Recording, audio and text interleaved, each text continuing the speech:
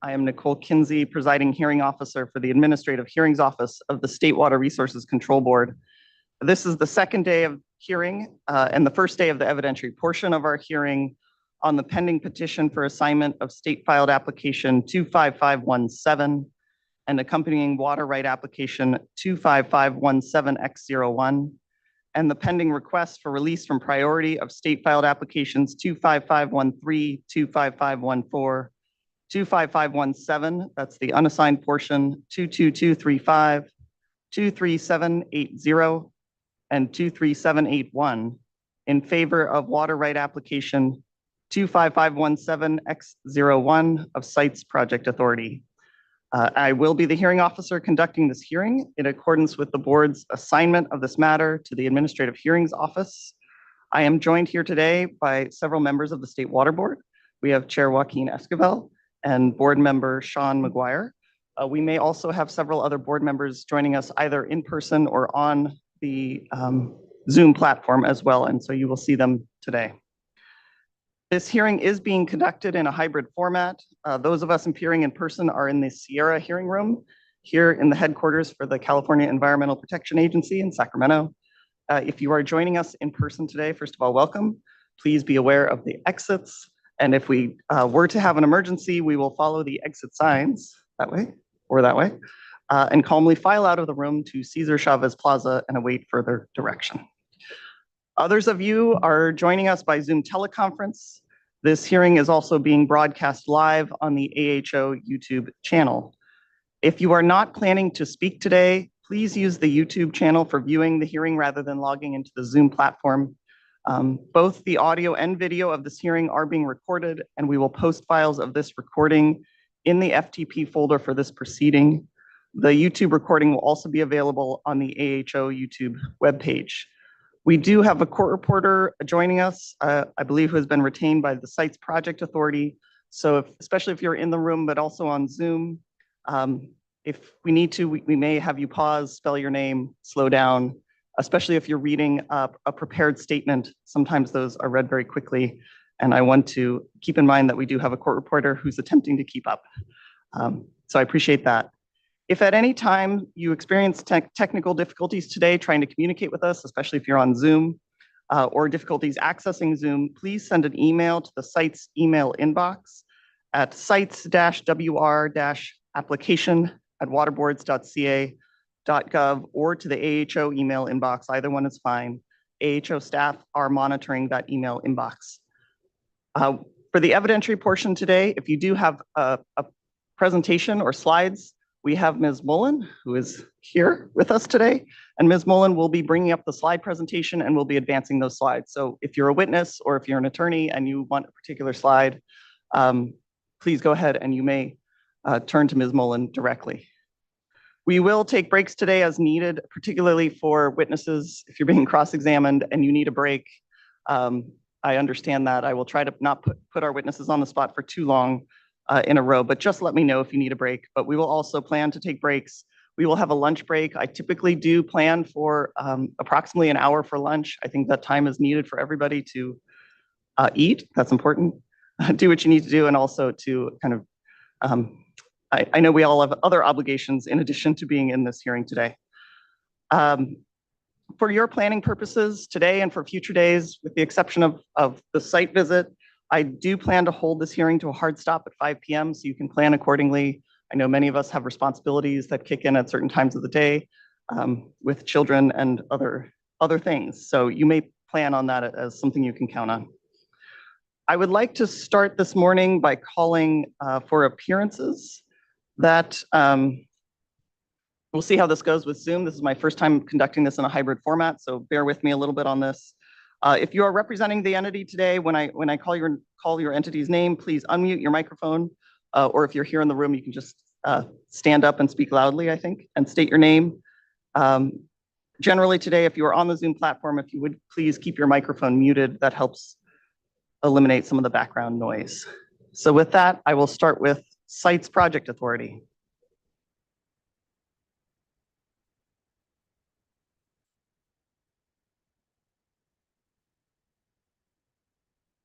Thank you. Good morning.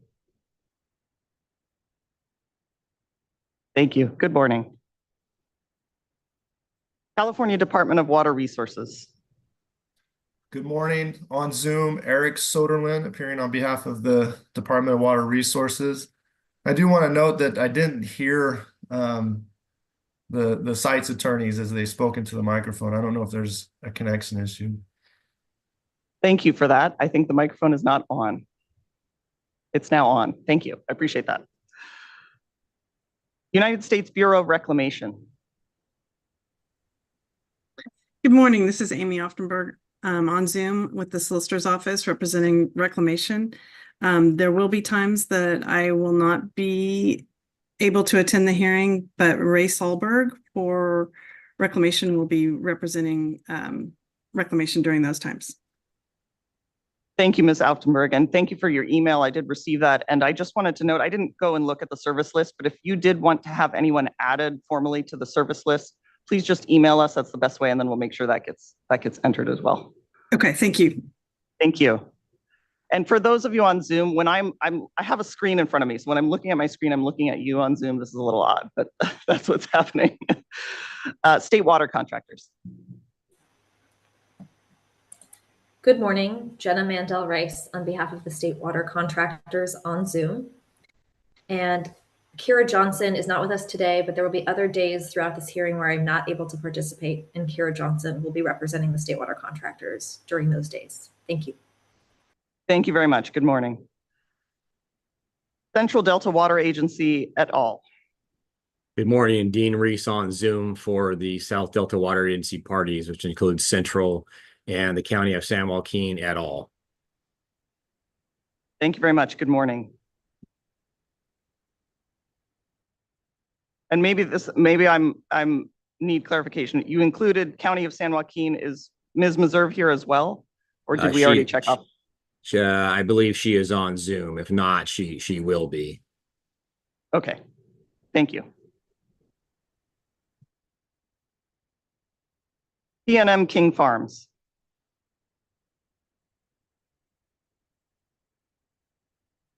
Yes, good morning. Ben King, manager, TNM King Farms. Thank you. Thank you. Good morning, Mr. King. Clark Ornbaum.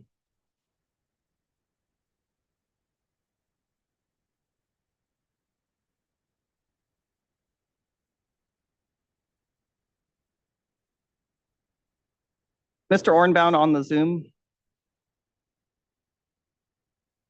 All right. Calusa Indian Community Council.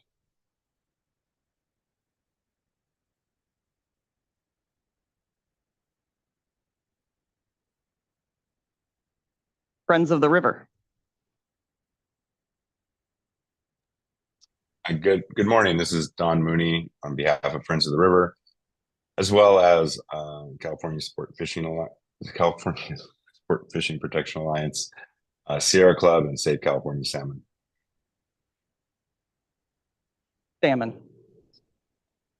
Thank you. Good morning, Mr. Mooney.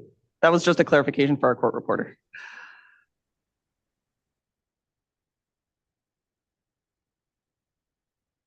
And then I believe I also see for California Sport Fishing Protection Alliance, Mr. Schutz. Would you like to introduce yourself? Thank you, Chris Schutz for the California Sport Fishing Protection Alliance. Ms. Kinsey, I have a procedural question regarding exhibits for cross-examination. So at some point, I hope you'll get to that before we begin. Thank you. We will. Thank you very much, Mr. Schutz.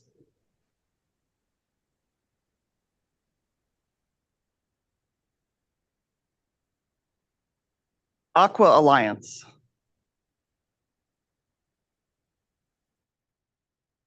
Ms. Kinsey, Chris Schutz, Aqua Alliance is not present this morning, but I'll be representing her interests while during. Thank you. California Water Impact Network.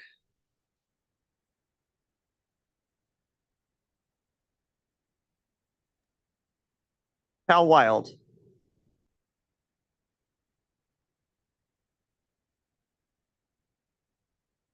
Fly Fishers of Davis. I'm sorry, Ms. Kinsey, this is Adam Keats. I was having difficulty unmuting. I'm representing California Water Impact Network today. Thank you. Good morning, Mr. Keats. And it's a little awkward. Normally I could see if you were attempting to talk, but I have a couple screens going here. I'll get used to this. Northern California Council of Fly Fishers International.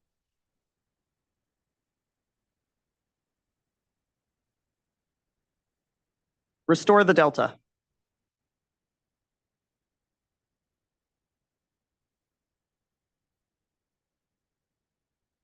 And then I have the group San Francisco Baykeeper, the Bay Institute, Defenders of Wildlife, and Golden State Salmon Association.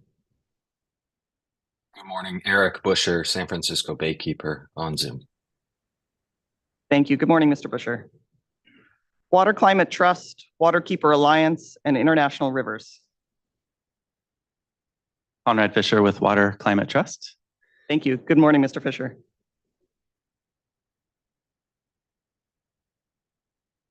Winnemem Wintu Tribe.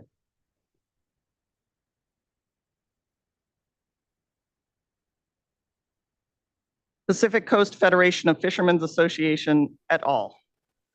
Glenn Spain representing Pacific Coast Federation of Fishermen's Associations, Institute for Fisheries Resources, San Francisco Crab Boat Owners Association, and North Coast Rivers Alliance, PCFFA et al. Thank you. Good morning, Mr. Spain. Good morning. Center for Biological Diversity.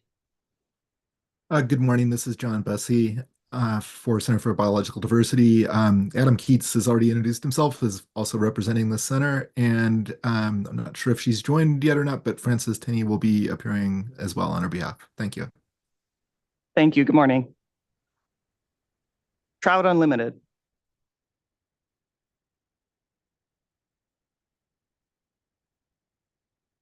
Richard Murat. And Patrick Porgans.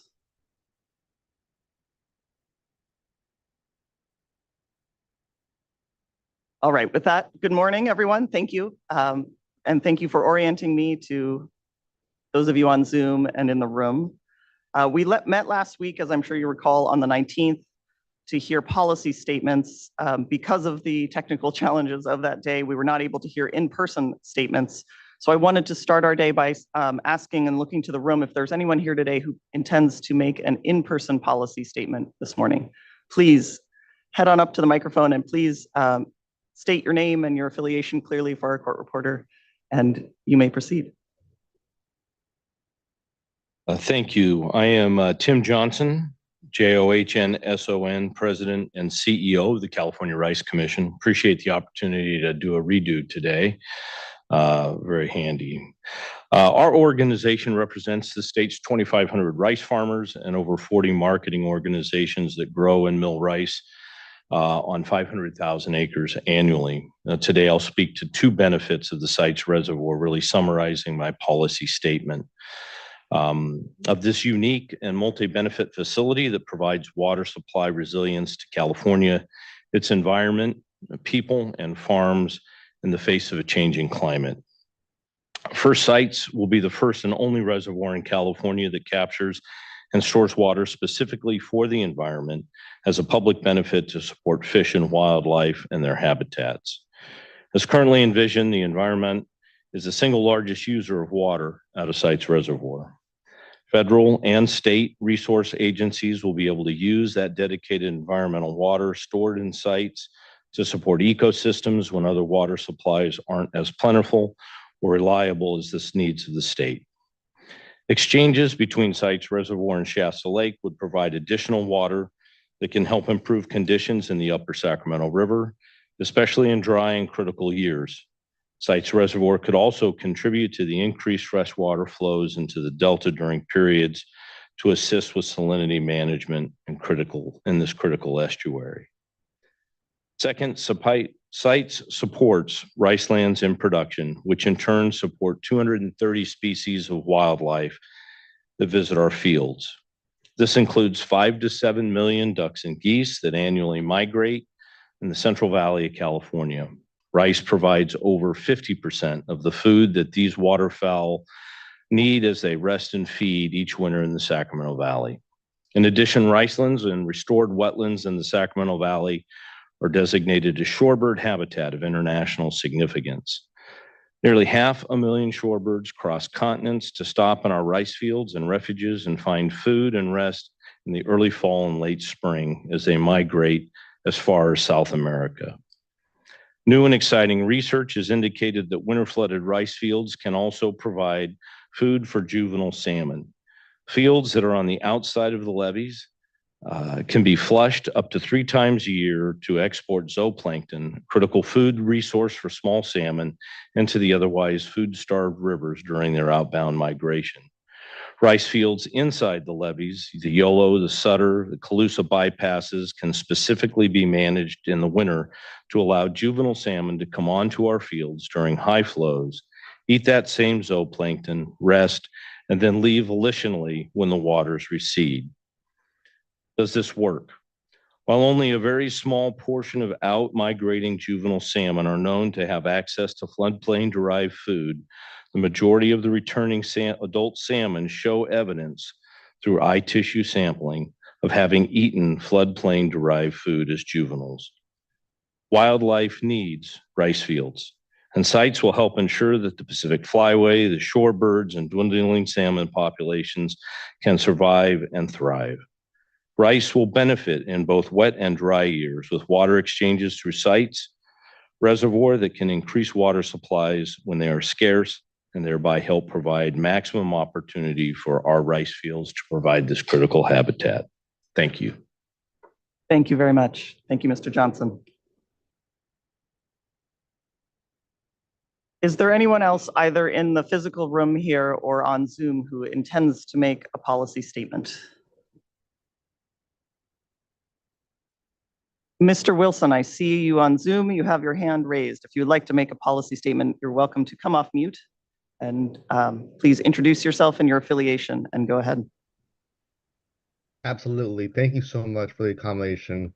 Good morning. My name is Chris Wilson with the Los Angeles County Business Federation, known as BizFed. BizFed is a grassroots alliance of more than 240 business organizations representing 410,000 employers with 5 million employees throughout Southern California. Site Reservoir is a unique 21st century multi-benefit water storage project that will provide a resilient and reliable water supply for residents and businesses in both Northern and Southern California. Regional economies throughout the state are dependent on a reliable supply of affordable water. Site's Reservoir is a well-planned, environmentally new way to ensure that these economic needs are met. Today, there is no existing infrastructure in place to capture and store excess water flows from the Sacramento River for use in its subsequent dry years, but Site's Reservoir would perform best under these conditions. Time is of the essence for your decision. Site's Reservoir will provide a more sustainable water supply for our businesses and the people who depend on those jobs, helping to strengthen the state's economic engine. For these reasons, we urge your support of this important project. Thank you so much. Thank you, Mr. Wilson, and thank you for joining us this morning. I will look back to the in-person and virtual room. Is there anyone else joining us this morning who intends to make a policy statement?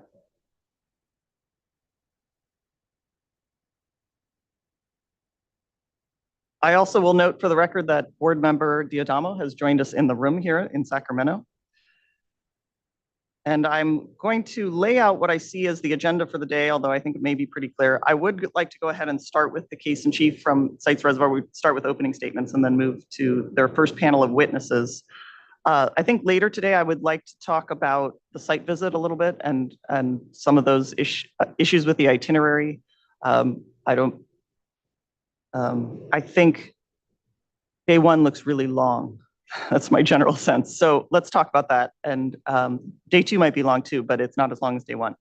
So I would like to return to that later. I also owe you some procedural rulings. There was a number of filings that came in late yesterday with respect to time.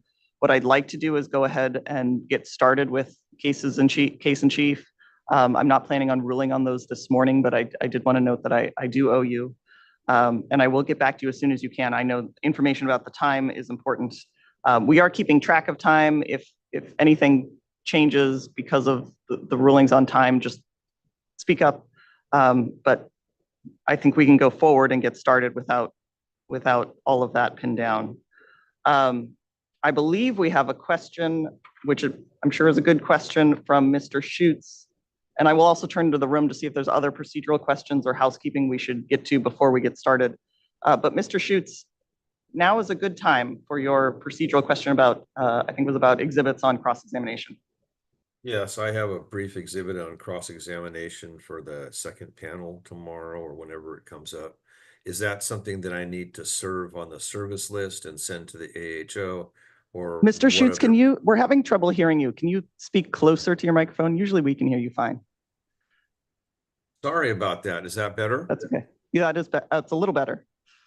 Okay. My question is, I have a cross-examination exhibit for tomorrow for the panel 2, and I'd like to know the requirements for submitting that exhibit. It's a short PowerPoint kind of presentation. And do I need to serve that on the service list? And otherwise send it to the AHO, or is there another procedure? And would you prefer that in PDF or PowerPoint format?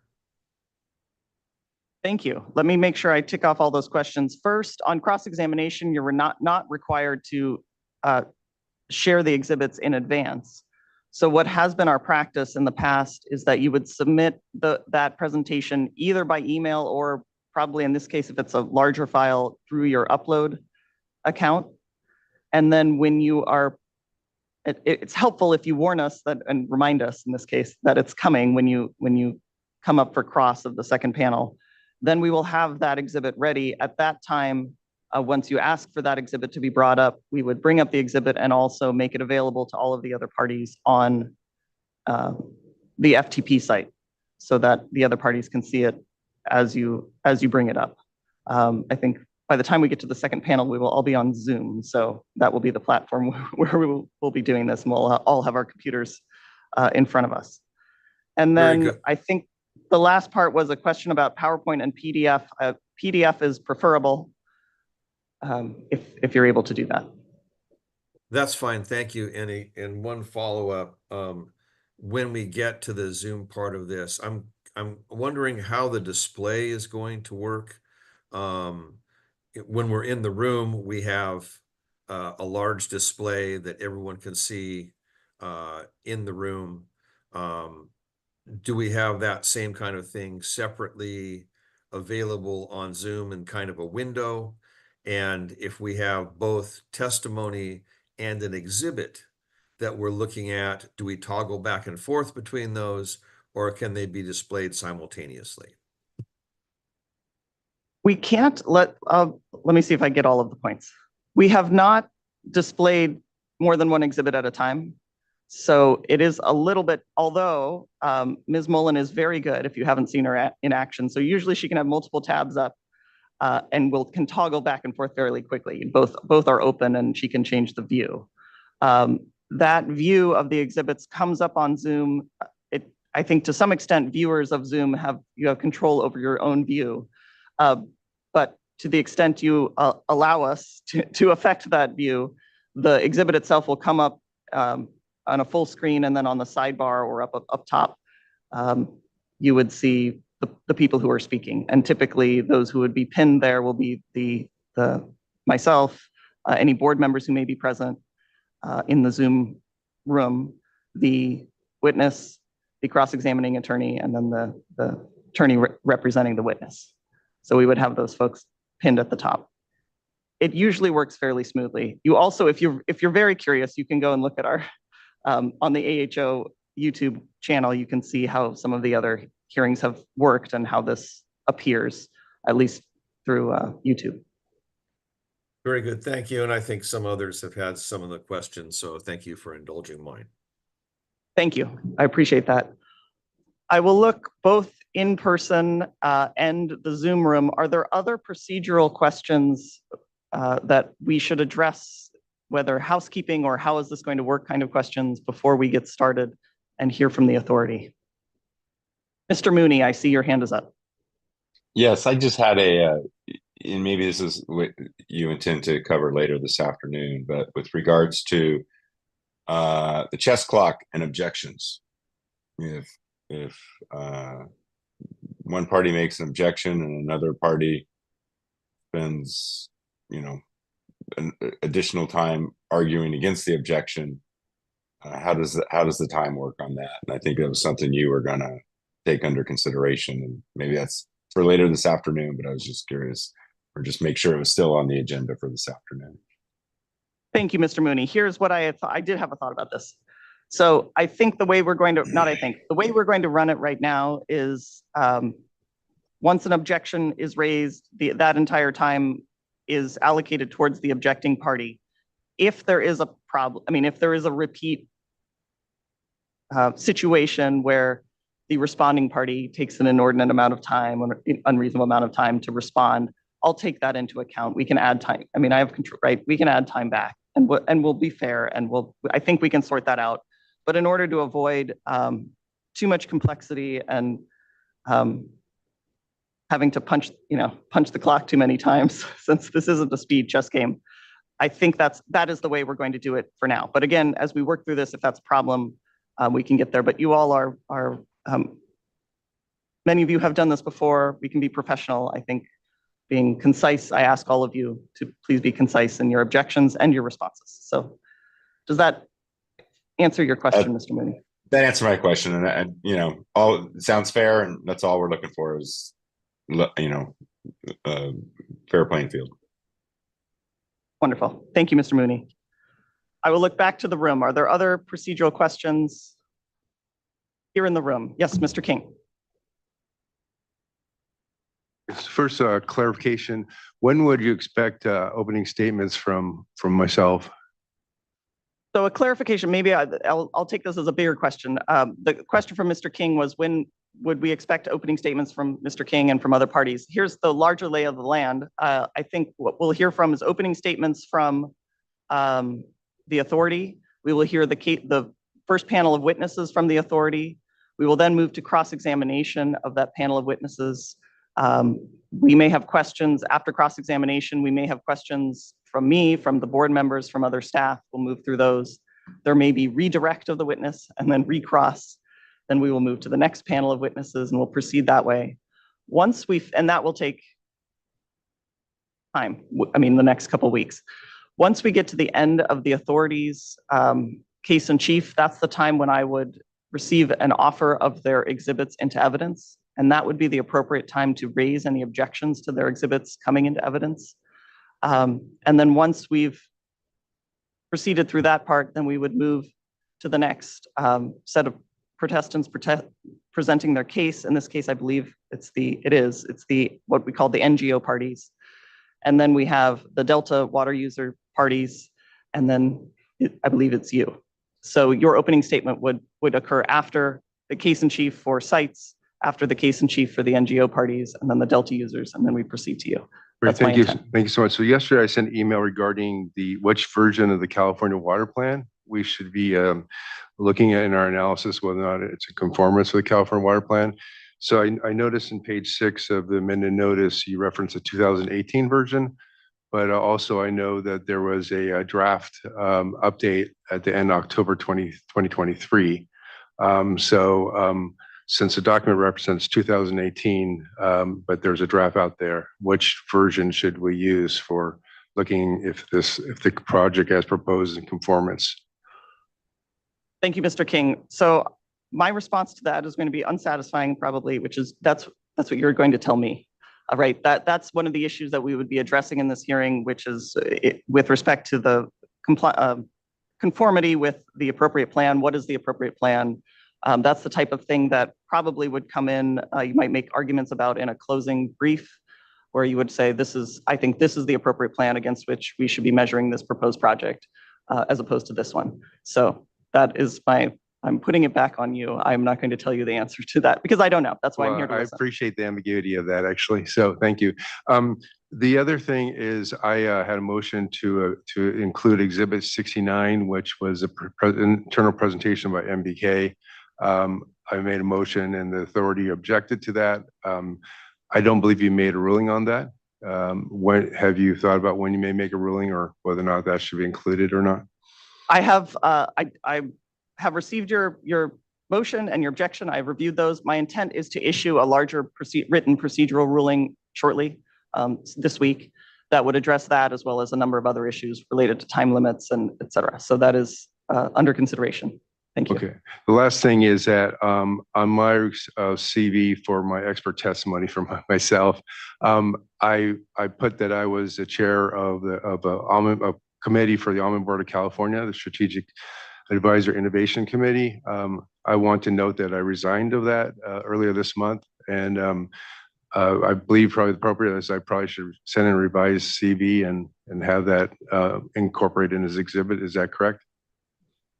Yes, I think that would be an appropriate way to do it, to identify it as an updated or corrected version of that exhibit. And you can use the same exhibit number. Great. Thank you. I just want to note that for the record. Thank you very much. Thank you, Mr. King.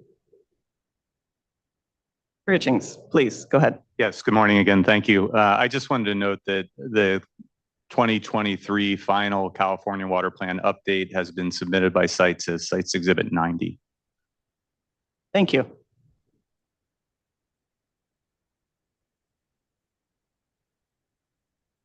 Mr. Soderlin, and then I see you're up, and then Mr. Reese, I see your hand up as well. Mr. Soderlin, please go ahead. Yes, thank you. Just a quick question. As you know, the department did not submit a case in chief or evidence. I did prepare a very brief opening statement. I don't know if that's something that you'd be willing to entertain or if it's appropriate, but just wanted to put it out there.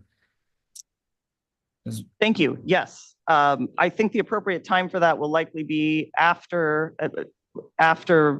the Sites Authority case in chief. Please do remind me if I forget. Sounds great. I think that would be the appropriate time to hear, unless you have another suggestion, that would be a good time to hear from the department and hear an opening statement. I do not. Thank you. Thank you. Mr. Reese. Yeah, it's just a quick question trying to plan for the morning. You mentioned the NGOs and then the Delta agency parties in that order.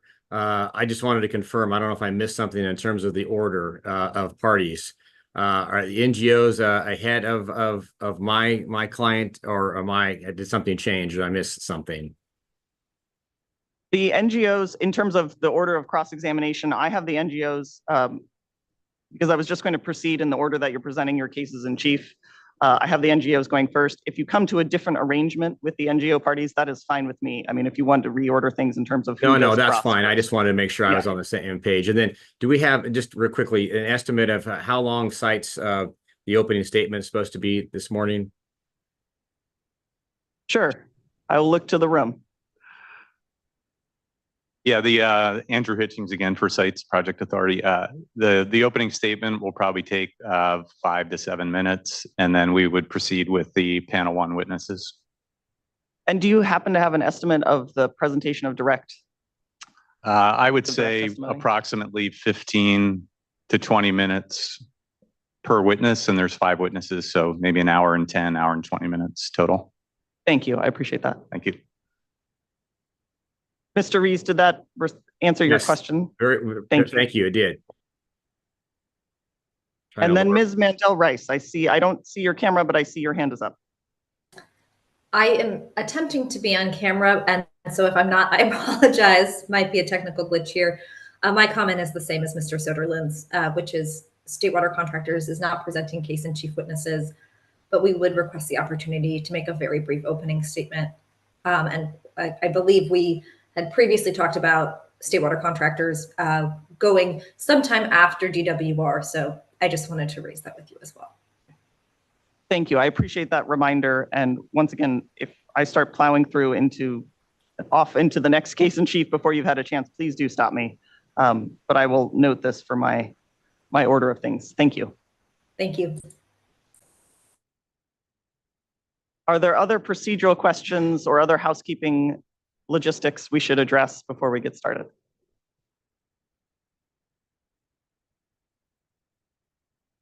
All right, with that, I guess I will look to Mr. Hitchings or Mr. Ferguson. If you would like to go ahead and present an opening statement on behalf of the Sites Project Authority, you are welcome to.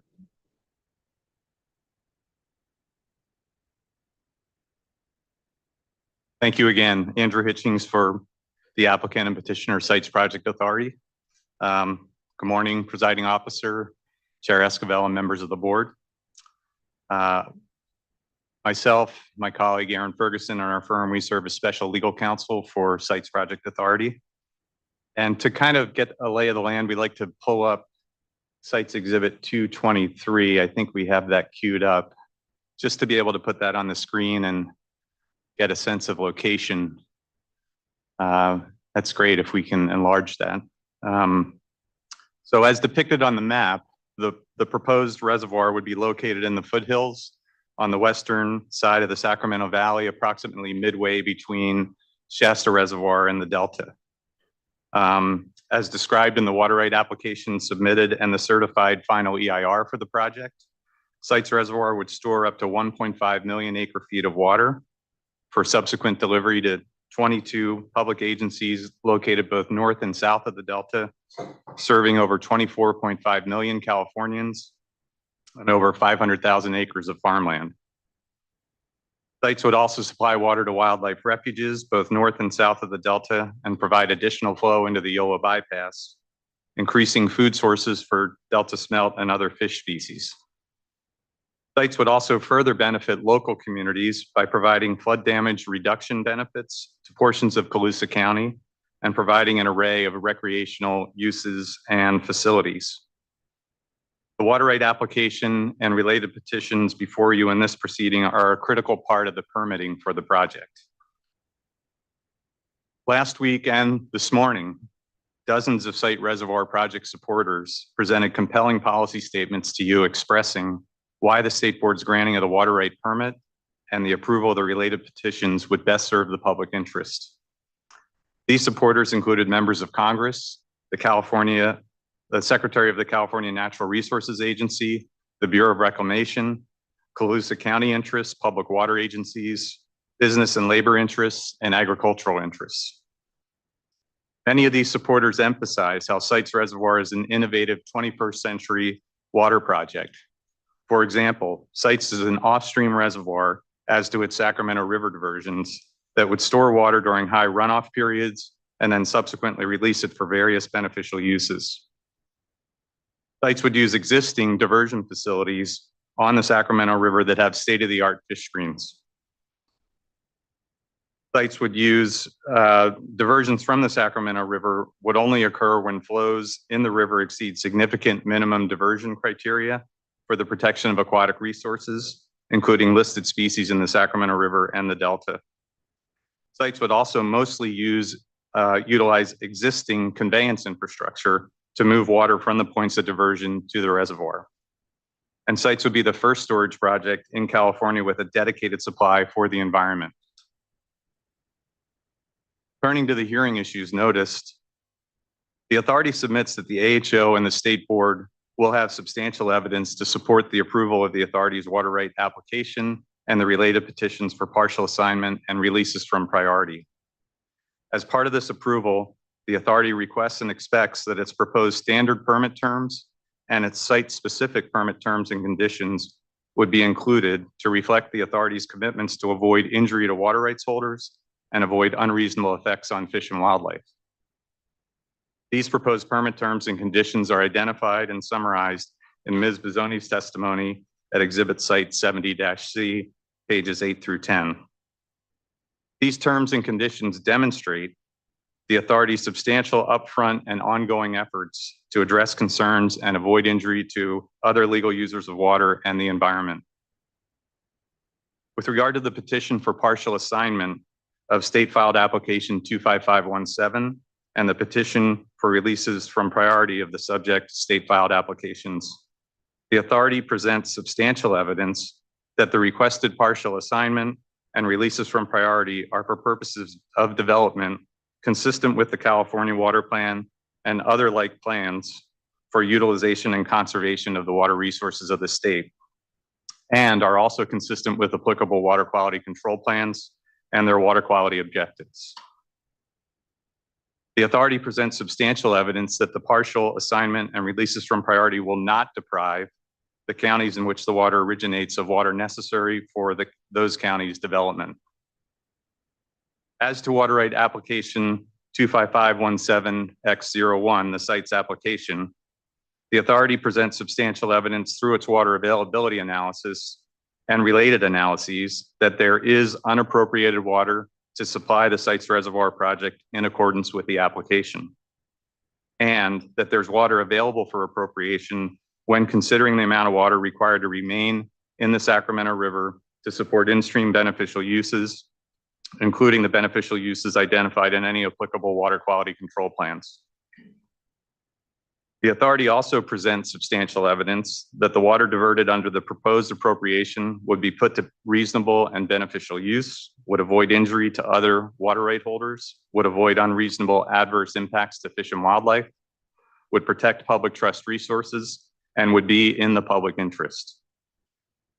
The authority presents substantial evidence demonstrating that it would obtain negotiated rights of access to use existing works as proposed in the application as well. Finally, and reflecting again on the supportive policy statements submitted last week and this morning, the authority fully concurs with the California Natural Resource Agency Secretary's written statement that we should secure water supply solutions like Sites Reservoir as quickly as possible, moving carefully but, quote, expeditiously, end quote. The Secretary also emphasized that while perfect information may be available, there is solid, adequate information upon which to act.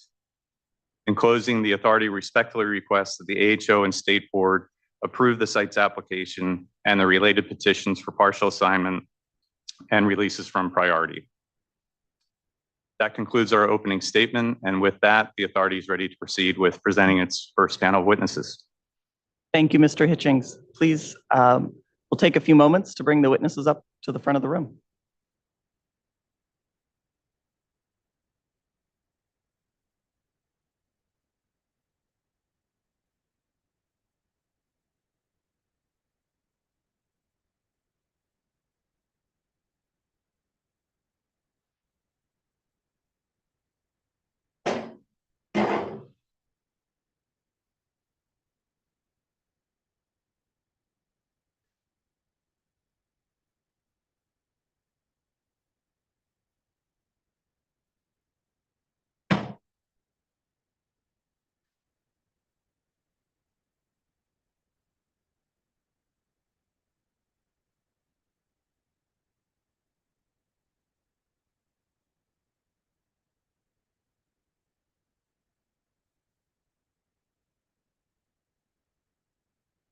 I'm puzzled because there are 5 and I see 3.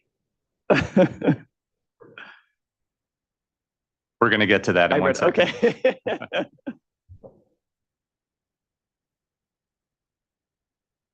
Okay, I think we are ready. And Hearing Officer Kenzie, in response to your remark, we do have 2 of our witnesses due to extenuating circumstances appearing remotely. So they are on the platform, Mr. Heron and Mr. Robinette. Thank you. And that works fine. That's no problem. I just was noting that I can count to 5. We had the best intentions, but circumstances outside of our control intervened, unfortunately. And thank you. And I will start by administering the oath, which I will do as a group. For those of you on the Zoom, I am going to ask all of you, those in the room and those on Zoom, if you would please raise your right hand. Mr. Brown, Mr. Robinette, Mr. Heron, Ms. Bazone, and Ms. Forsyth, do you swear or affirm under penalty of perjury that the testimony you will give in this hearing will be the truth, the whole truth, and nothing but the truth? I do. And on Zoom? Yes, I do. I do. Thank you. We have a verbal from everyone. It's a little odd. That's my first hybrid administration of the oath, but thank you very much. With that, I will turn to you, Mr. Hitchings. If you would, you're welcome to introduce your first witness. Please do with each ask the witnesses to affirm that their written testimony is a true and correct copy for the record. And with that, I will hand things over to you. Thank you. Okay, thank you very much. As indicated in the authority's July 29th statement regarding the order of proceedings, the purpose of this panel 1 witnesses, is basically to provide a project overview, including descriptions of project facilities, governance, project benefits, describe the project operations, water right terms and proposed beneficial uses, describe the Proposition 1 process and its related public benefits and public funding aspects for the project, and describe the realization of project benefits, the CEQA compliance efforts, and project permitting. Three of the witnesses on this panel, Ms. Bizzoni, Ms. Forsyth, and Mr. Robinette, they are also appearing on other sites witness panels, which will cover additional and different topics. So their respective PowerPoint slide summaries identify those other panels and topics, but today their testimony will be focused on the portion of their testimony related to those panel 1 items. So I just wanted to make sure that we were clear on the topics intended to be covered here. And with that, we have an order of witnesses that was in our July 29th statement. We are going to change 2 of the witnesses, just flip-flop them. So we'll start with Mr. Brown, followed by Mr. Robinette, followed by Ms. Bizzoni, then Mr. Heron, and then the last witness will be Ms. Forsyth. Okay, thank you. Thank you. So we'll start with the direct examination of Mr. Brown. Mr. Brown, would you please state your name for the record? Jerry Brown. And you understand that you're presenting your testimony under oath, correct? I do. Is Exhibit Cites 39 a true and correct, accurate statement of your written testimony for this proceeding? It is. And did you prepare that written testimony? Did. Do you have any corrections in your written testimony? And if so, could you please identify them? I do not. Okay. Is Exhibit Cites 260 a true and correct, accurate summary presentation of your written testimony? It is. And did you prepare that summary presentation? I did. Do Cites Exhibits 40 through 54, 57, 82, 83, 85, 87, 95, 97, 162, and 163 that were submitted with your written testimony and cited therein contain true and correct copies of documentation of the project overview, history, governance, contracting, and business terms? They do. At this time, would you please summarize your written testimony as set forth in Exhibit Cites 260? Thank you. Could I have my first title slide, please? Yes, please. So Ms. Mullen, if you would, please, sounds like Cites 260, which should be a presentation. Thank you. A little closer. Well, we have 2. Oh, your so this microphone. Is the Yeah, court reporter's sorry. microphone. Okay. Yes. Yeah, I wanted to do a check for you to make sure you were covered because you're important for sure.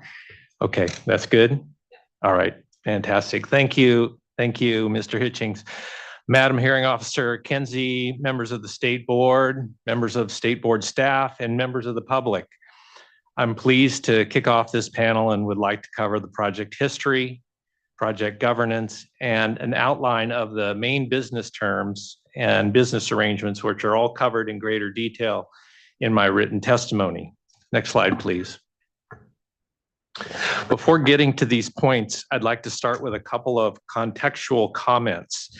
First, in August of 2022, Governor Gavin Newsom released California's water supply strategy, Adapting to a Hotter, Drier Future, which outlines a strategy and priority actions to adapt and protect water supplies from the effects of rising temperatures and drier conditions due to climate change. This slide depicts an excerpt from that report. The Cites Reservoir fits within the category shown here of adaptation supplies, which is shown in the graph, and would serve to make a large, no regrets contribution to addressing the predicted shortfall. Next slide, please. Second, it's been a long time since our state accomplished something of the magnitude of a Cites Reservoir, largely because it's taken all of us a while to understand and accept what above ground storage needs to look like compared to the last 100 years. Of note, within the 10 reservoirs that are listed here, only one, the Cites Reservoir, is what Barry Nelson's December 2017 research paper called A 21st Century Water Storage Strategy. Sites is not your grandparents' water reservoir. Next slide, please. The history and origin of a site's reservoir project dates back more than 100 years ago. Various reports and studies have undertaken through the years identifying the Antelope Valley, which is interchangeably referred to as the Sites Valley, now as the location for a significant water storage reservoir for the state. The map depicted on the right is actually a page from the 1978 DWR Water Bulletin number 3, identifying what was envisioned as a 3.2 million acre foot reservoir that overlays the Sites Reservoir, which is smaller today at 1.5 million acre feet. The long history of the Sites Reservoir can be very confusing because so much has changed over time. We can say that the general location and what I'll call the idea for the project operations has not changed all that much, i.e. the water to be diverted in the high flow periods and stored for drier periods. But if you drill down to another level of detail, you'll notice significant and meaningful differences over the years. I mentioned the 2019 value planning process in my written testimony. The results of this process are a good demonstration of some of the very important and significant project changes just from this one event. I would say this project improvement process has continued through the adoption of the project with the final EIR in November 2023. Next slide, please. The most asked question I get about the Sites project is, why is it taking so long to get built? And my answer generally reflects what's shown on this slide, which is that the current version of the project didn't really get started until a group of local agencies took charge. It's only been since the Sites Authority was formed in 2010 that real progress has occurred on this project. And local leadership does not mean other investments are left out. Other interests are left out. Instead, these local leaders had the wisdom to see that involvement from agencies across the state and including the state and federal governments was necessary for success. Next slide, please. Here's a list of the current 9-member agencies of the JPA. This is the body that will own and operate the project. Next slide, please. These are the current storage partners in the project. It should be noted that these are participation levels for planning purposes. I described in my testimony how these participation levels have changed through the years and that none of these entities have yet to make firm commitments to these levels. We are expecting these numbers to change and for these commitments to occur within the next 24 months. A couple of points to make on the current participation. You can see the combination of the state and federal participation, which is where a large majority attributes to ecosystem improvements, is 26.4%. That's the largest participation in the project. We expect this could increase as Reclamation has expressed an interest in going from 9%, which is shown here, to 16%.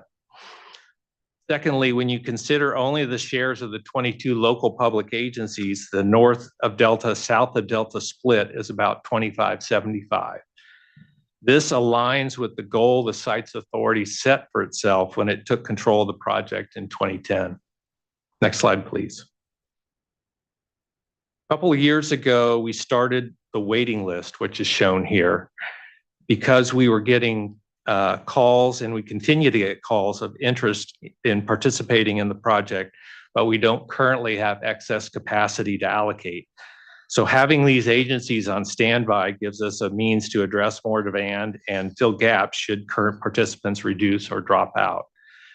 The progress we've made and the overwhelming demand is a strong indicator of the critical role the Sites Reservoir is envisioned to serve in California's future water management. Next slide, please. Shifting now to the governance piece. In December of 2020, the Sites Authority developed a strategic plan for the agency, which is outlined here. Among other things, this served to unify our participants around a shared purpose. Next slide. It was apparent in going through this process that care and respect for the local community is a paramount concern to all of our participants. To that end, we started a working group of representatives from various organizations and others in the community. This slide describes 4 policy recommendations that this group has made to our board, and our board has unanimously adopted recently, just to give you an indicator of the kind of work that this group is doing and the cooperation that is occurring with the board itself. Finally, recognizing that tribal governments are an important element of local community, engagement with the local tribes on a working group level was also initiated. And you'll hear more about this and have a chance to ask more questions about this outreach later in the testimony. Next slide. When you look at the makeup of the participants in this project, you see a very diverse group. This is a strength of the SITES project because each of the groups needs the other for the project to be successful. Next slide, please. This slide lists the 3 parts that make up the contract documents, which will embed, among other things, the governance structure over the project. Fundamentally, the challenge here is finding the right balance of power between local interests and funders' interests. We have a sound structure today that we work very well together on, and we are currently considering how it needs to change for future circumstances. Next slide, please. I just wanted to note that when we talk about governance over the project, the state and federal interests will have a role, but their statutory authority, the enabling legislation that authorized them to participate in the project, does not include giving them the ability to vote. So one of the things we are currently working on as well is to find a way to include their involvement at a minimum in the operating decisions. Next slide, please. Finally, regarding business terms, fundamentally, SITES is envisioned to be a beneficiary pays project. The storage partners will each pay their share of the project costs in exchange for a proportionate share of capacity interest. This pie chart shows how the capital costs of the project are to be allocated between local, state, and federal participation at the current requested levels. The federal part, which is in the blue, can't be seen too well, does show the reclamation at the 16% level, which is anticipated to occur. Next slide, please. SITES is not like the state or federal projects where allocations are made each year to contractors. Instead, there are 3 guarantees that each storage partner receives with their participation in the project. First, each gets a share of the storage space. This is their own bucket to manage within the governance structure of the authority. Second, along with that, each agency has access to a proportionate share of the water diverted to storage.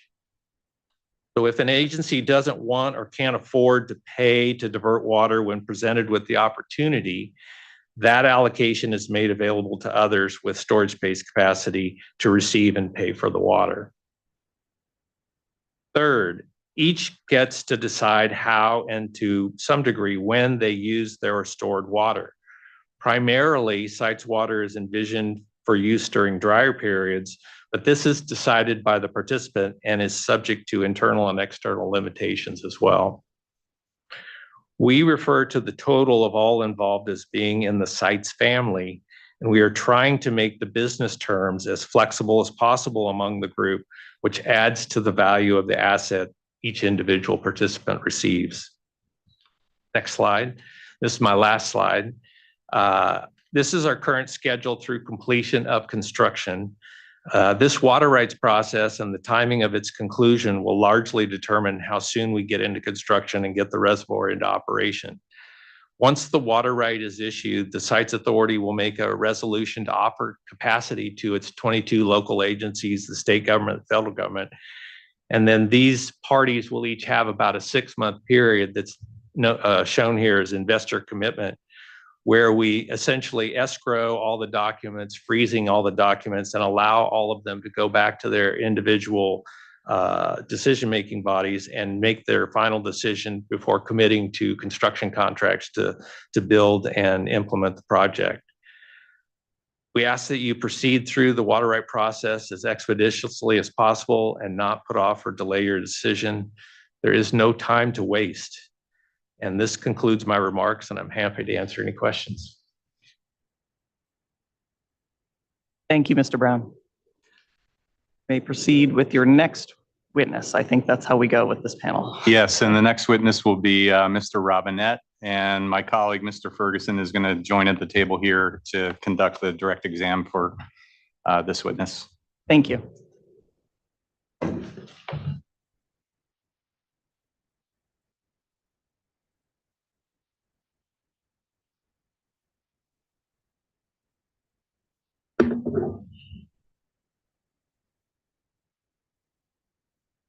Morning, Aaron Ferguson again for the Sites Project Authority. Good morning. Robinette will be our next witness. Mr. Robinette, please state your name for the record. JP Robinette. You understand that you're presenting your testimony under oath this morning, correct? Yes. Is Exhibit Sites 102 an accurate statement of your written testimony? It is. And did you prepare that written testimony? I did. Is Exhibit Sites 272 an accurate summary presentation of your written testimony? It is. And did you prepare that summary presentation? I did. Is Exhibit Sites 211 an accurate statement of your qualifications? It is. Do Sites Exhibits 212, 213, 214, 216, 217, 219, 221, 222, 223, 224, 227, 229, and 231, which were submitted with your written testimony and cited in your testimony, contain true and correct copies of documentation regarding project facilities, contracting, and finance? Yes, they do. At this time, would you please proceed to summarize your written testimony? And can we go ahead and bring up Sites 272 for him to do that?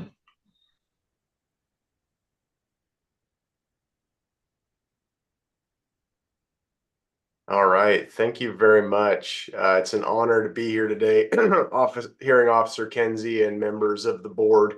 I truly appreciate the flexibility of this hybrid format to accommodate my extenuating circumstance today, which you might hear in my voice. My presentation will be a summary of my testimony, Sites 102. Next slide. So my name is John Robinette, but I go as JP. I am a licensed mechanical engineer, and my experience is in the management of engineering and construction projects, mostly in the water resources space. My experience covers the full range of engineering, project delivery services, from design through project and construction management, department leadership, and executive assignments. I have served the authority since 2019 in various capacities. For a more comprehensive CV, please refer to Sites 211 for my experience. Next slide.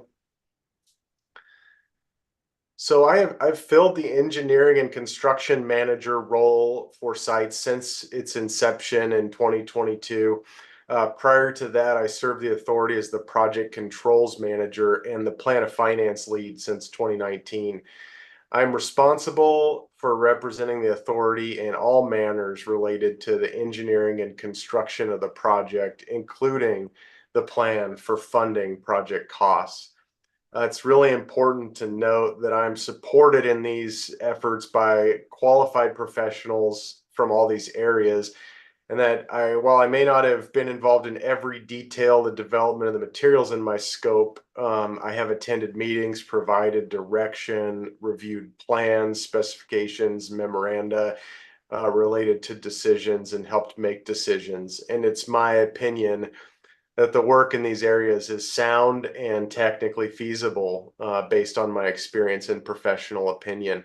And so that was just to set some context. And with that, the presentation will summarize the key areas of my testimony. Specifically, I'll focus today on the project facilities and how the project will work, provide a summary of the key facility parameters for ease of understanding, and then discuss the engineering process the authority continues to undertake. And I'll end with a conversation similar to Jerry on schedule and how we're going to move the project forward as proposed. Next slide. So we're coming back to the map that was shown earlier. This map is an area that's about 70 miles north of Sacramento. It shows a small area in the top right of this map that is the proposed Dunnigan pipeline, located about 30 miles south of the map area, a little over 30 miles. The facilities shown on this map include the following that are described in more detail in my written testimony. We have the proposed site's reservoir at about 1.5 million acre feet, which is approximately 14 miles long, situated about 10 miles west of the town of Maxwell on the left of this map. We have the terminal regulating reservoir and Funk's reservoir pumping facilities in the approximate middle of the page with those two labels. We have the inlet outlet works of the reservoir, which are shown in red on the right or the east side of the reservoir, and the associated pipelines, which are a little harder to see, but are in yellow in that area. And the Golden Gate Dam, the Sites Dam, and other smaller saddle dams and dikes are shown on this map in purple, mostly on the top left of this map or on the northern end of the reservoir, with the exception of Sites Dam. Also on here is the Dunnigan pipeline. It's about 4 mile long pipeline shown in the top right of the map in the call out in purple, situated near the terminus of the Tehama-Colusa Canal.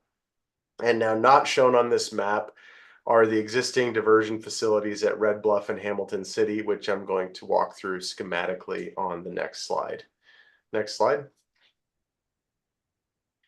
So another way to look at the project is with a schematic, which was provided in Sites 229. This schematic is definitely non-exhaustive from a facilities perspective, and it's been simplified for illustrative purposes. But on the right side of this diagram is the Sacramento River, represented by the double line in blue. I want to discuss diversions and releases separately, but both of those situations will assume use of the TC canal system for this purpose. The process with GCID system will differ only in releases, and I'm not going to cover that today, just for brevity. In our scenarios, we will divert water through the TC facilities and then release water back to the Sacramento for a participant or a water agency downstream. So the first scenario is diversions into storage. How will those work? When the diversion criteria are met for the project, water can be diverted from the Sacramento River. In our scenario, this will occur at the Red Bluff pumping plant through the existing fish screens and pumps. Water will then flow through the existing Tehama-Colusa Canal into the existing Funk's reservoir. All of those things in this diagram are shown in green, and they go from point A here to point B in the bubbles. At Funk's reservoir, water will then be pumped at the Funk's pumping plant through twin pipelines and into the IO works, and ultimately into Site's reservoir, which is shown in black, which is representing Site's proposed facilities. And that's going from point C to point X, which puts water into the reservoir. Now, at a different time here, we'll talk about releases from storage. So when releases are made from the reservoir, they will go through the IO works through one of 7 openings in the water column based on the water quality and temperature considerations. The testimonies of Dr. Ann Huber, Dr. Jason Hasrick, and Dr. Kyle Winslow cover these things in more detail. In our scenario, water would pass through the IO tunnel and back through the twin pipelines and back into Funk's reservoir through either power generators at the Funk's plant or through energy dissipation structures. And this is going in our scenario from point X to point C. Water would then flow through the TC Canal downstream of Funk's Reservoir, where there is capacity to do this, and has been determined to be available by our partners, to the inlet of the Dunnigan pipeline near the terminus of the canal, which is from point C to point D in the TC facilities. Water would then enter into the Dunnigan pipeline and flow through an energy dissipation structure, releasing into the Colusa Basin drain. Flows continue down through, in this scenario, the existing Knights Landing outfall gates from point D to point E. Once back in the Sacramento River, existing facilities would be used to convey and redivert the water to the participants. So that's kind of an overview of how the project would work. Next slide. So I've compiled some useful parameters related to the project facilities that are really here for ease of review by those involved in the project. I just wanted these things to be sort of clear. These numbers are in multiple documents, so I've consolidated them into one space. I won't go through all of these, but I think they help to illustrate the scale of the project and some of the important criteria. The total filling capacity of the reservoir, as noted here, between our two new pumping plants would be 3,900 cubic feet per second. The release capacity to downstream participants, importantly, is limited by the size of the Dunnigan pipeline and the capacity of the Colusa Basin drain to 1,000 cubic feet per second. And the total volume of the reservoir is currently 1.47 million acre foot by our latest estimates. And the deepest point of the reservoir is about 257 feet based on our most current survey data. That's an important note here, is this is all based on topography that we have recently acquired. The tallest dam in this network is the Golden Gate Dam at 287 feet tall. I hope that gives you some scale of the engineering project we're undertaking. Next slide. The project engineering continues to advance. We had a lot of historical information made available to us from DWR and Reclamation based on the history Jerry went through, Mr. Brown went through. We have our value planning report completed in 2020, which is very important for us in terms of providing a more affordable, permittable project. We have our preliminary engineering completed, which was used to inform our 2023 final EIR EIS. Our project engineering has continued to advance since then, and we are approximately 30% as of July of 2024, although we have not accepted that 30% design package yet as complete. After investor commitment, which is expected to occur in 2026, project engineering activities will need to be completed for all of our facilities. The California Division of Safety of Dams, DSOD, really importantly for our project, has regulatory authority over project dams and related jurisdictional infrastructure, as noted in my written testimony. Next slide. This schedule shows our investor commitment, as Jerry pointed out, Mr. Brown pointed out in his presentation, which really is signified. The end of that process is when we can begin our final design and ultimately start moving toward construction for the sites project. That milestone is signified by the signing of all benefits and obligations contracts for the local water agencies, federal participation agreements or partnership agreements, and state funding agreements and their benefit contracts. That's expected to wrap up in early 2026, and supporting that decision involves securing the key permits you'll hear more about, securing the executed agreements, but also completing the 30% design and the Class 3 cost estimate, which is currently scheduled to wrap up early next year. That concludes my remarks for this panel. Thank you for your time today. Thank you, Mr. Robinette. I will turn back to you, Mr. Hitchings and Mr. Ferguson. Thank you. Our next witness will be Ms. Angela Bizzoni, and we'll start with Ms. Bizzoni's direct exam now. Ms. Bizzoni, would you please state your name for the record? Angela Bizzoni. And you understand that you're presenting your testimony under oath, correct? I do.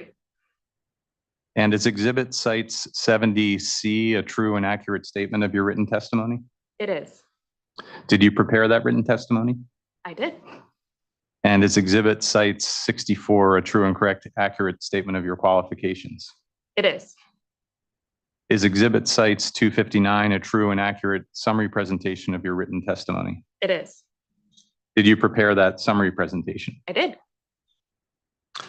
Do Sites Exhibits 65 and 67 submitted with your written testimony contain true and correct copies of documentation of the project water rights application, operations, water right terms and conditions, and beneficial use of water from the project? They do. At this time, would you please summarize your written testimony relevant to the topics you are covering on this witness panel as set forth in Sites Exhibit 259? And if we can have that presentation pulled up.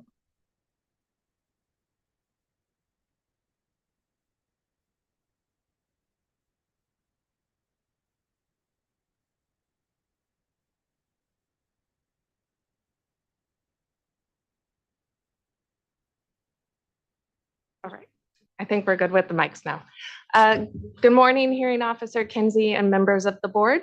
Can we please move to the next slide? Can pull this mic. This is our Zoom mic. I know there's so many microphones. Thank you. Okay.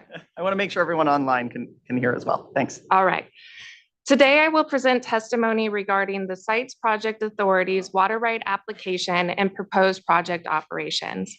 I will cover other portions of my testimony regarding the petitions for assignment and release from priority and water availability analysis as part of Sites Panels 2 and 4.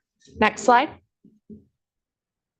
The topics I will cover today include water right application background, Sites project operations, terms and agreements, and beneficial use of water. Next slide. The water right application was developed over a course of several years. During 2021 and early 2022, the Sites water right team met with division staff on almost a monthly basis. The application was submitted on May 11, 2022, and the authority received a letter 3 months later stating that the application had been accepted but was incomplete and additional information was needed. In response to that letter, the authority incorporated changes to application material and created new materials which were submitted as an application supplement in January of 2023. After which the State Water Board designated the application as complete in May, and the application was noticed in June. Next slide. The authority is proposing to divert water to storage from 4 locations. On the Sacramento River, this includes the existing Red Bluff pumping plant operated by the Tehama-Colusa Canal Authority and the existing Hamilton City pump station owned and operated by Glen-Colusa Irrigation District. This also includes the proposed Sites Dam on Stone Corral Creek and the proposed Golden Gate Dam on Funks Creek. Overall, the project proposes to divert up to 1.5 million acre feet annually from the sources during September 1 through June 14th, when the Sacramento River watershed is not fully appropriated. The application identifies a number of points of rediversion to provide for conveyance and delivery of releases to the storage partners. The authority has requested assignment of State Filing 25517, which has a priority date of September 1977. Next slide. This graphic shows proposed annual operations. The inner dark green circle shows the diversion season. However, project modeling has indicated that the majority of diversions would occur December through March, which are shown in the lighter blue, which is very hard to see in this room, so I apologize for that. Releases from Sites Reservoir can occur anytime that water is not being diverted from the Sacramento River, but will generally be released during late spring, summer, and fall. Releases for rediversion at the Central Valley Project and/or State Water Project facilities in the South Delta will occur when opportunities exist for movement of non-project water. This is typically referred to the transfer window and is currently July through November. And exchanges with other reservoirs, including Shasta and Oroville, will likely occur in the spring. Next slide.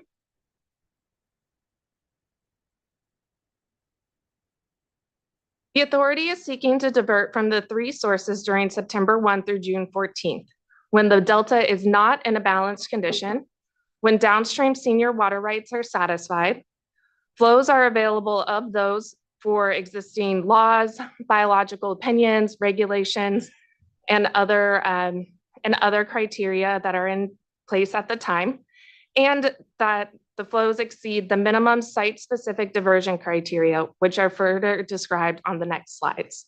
Next slide.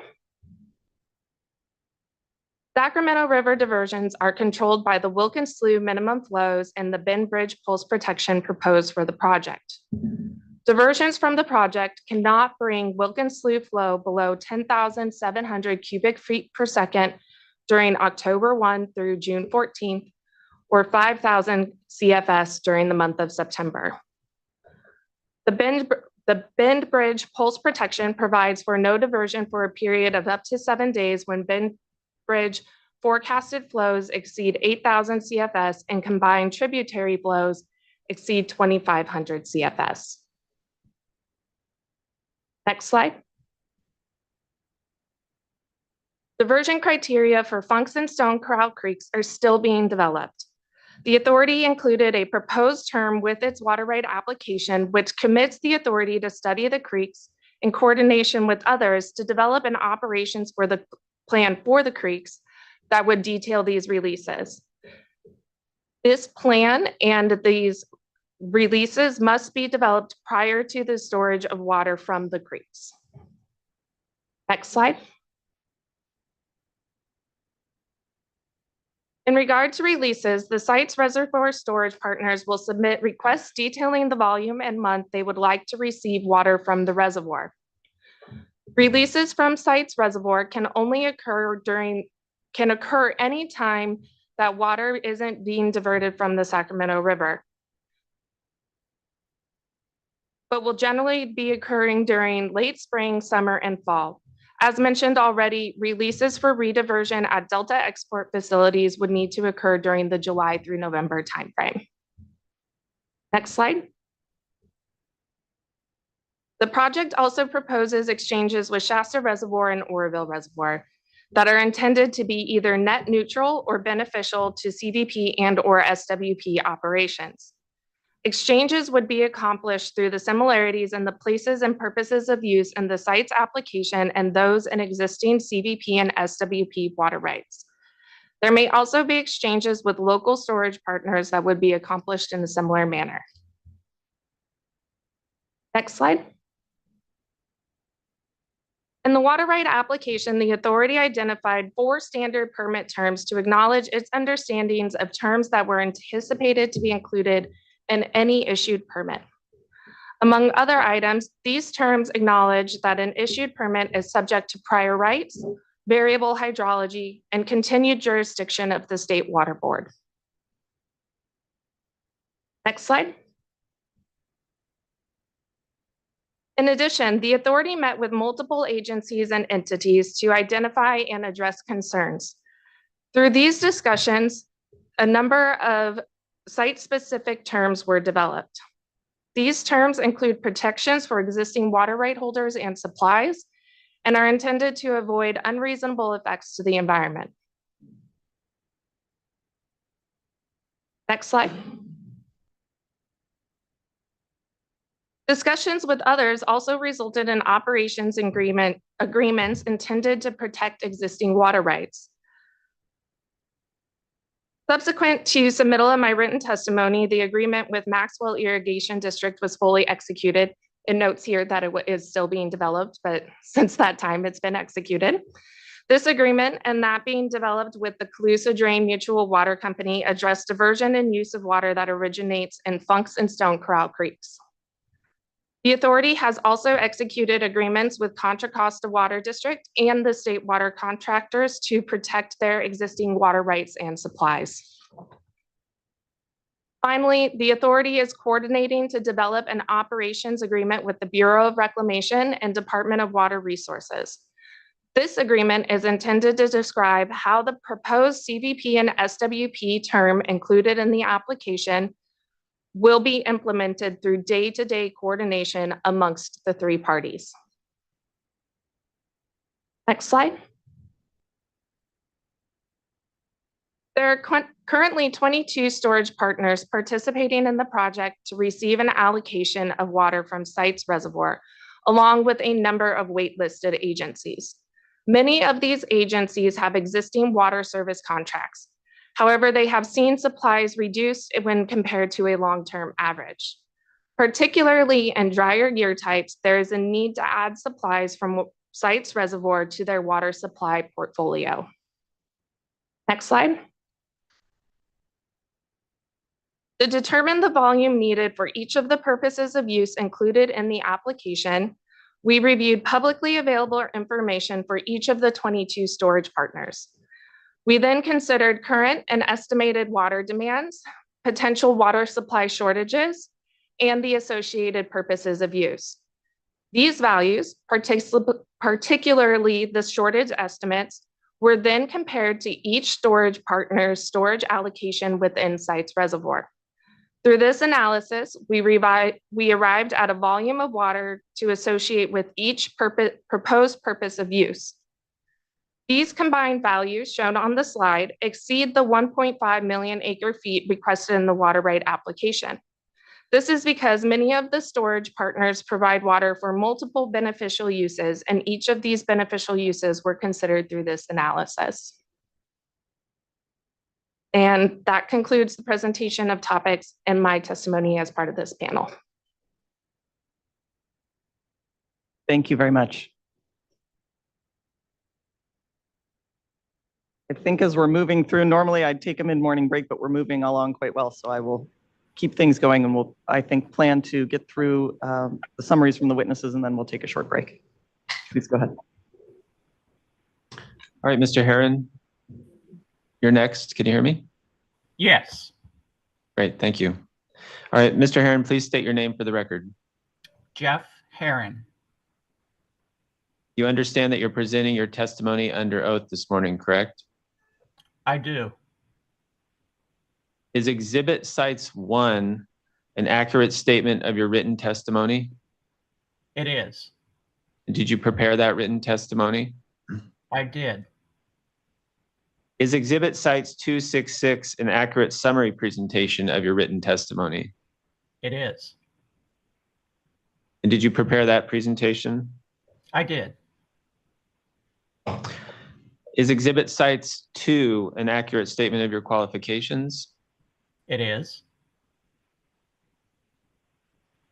Do Sites Exhibits 3, 4, 5, 6, 7, 8, 9, 10, and 11, which you submitted with your written testimony and cited to those exhibits therein, contain true and correct copies of documentation of the authority's compliance with Water Storage Investment Program funding requirements and the California Water Commission's funding awards to the authority? They do. At this time, would you please summarize your written testimony? And could we please bring up Sites 266?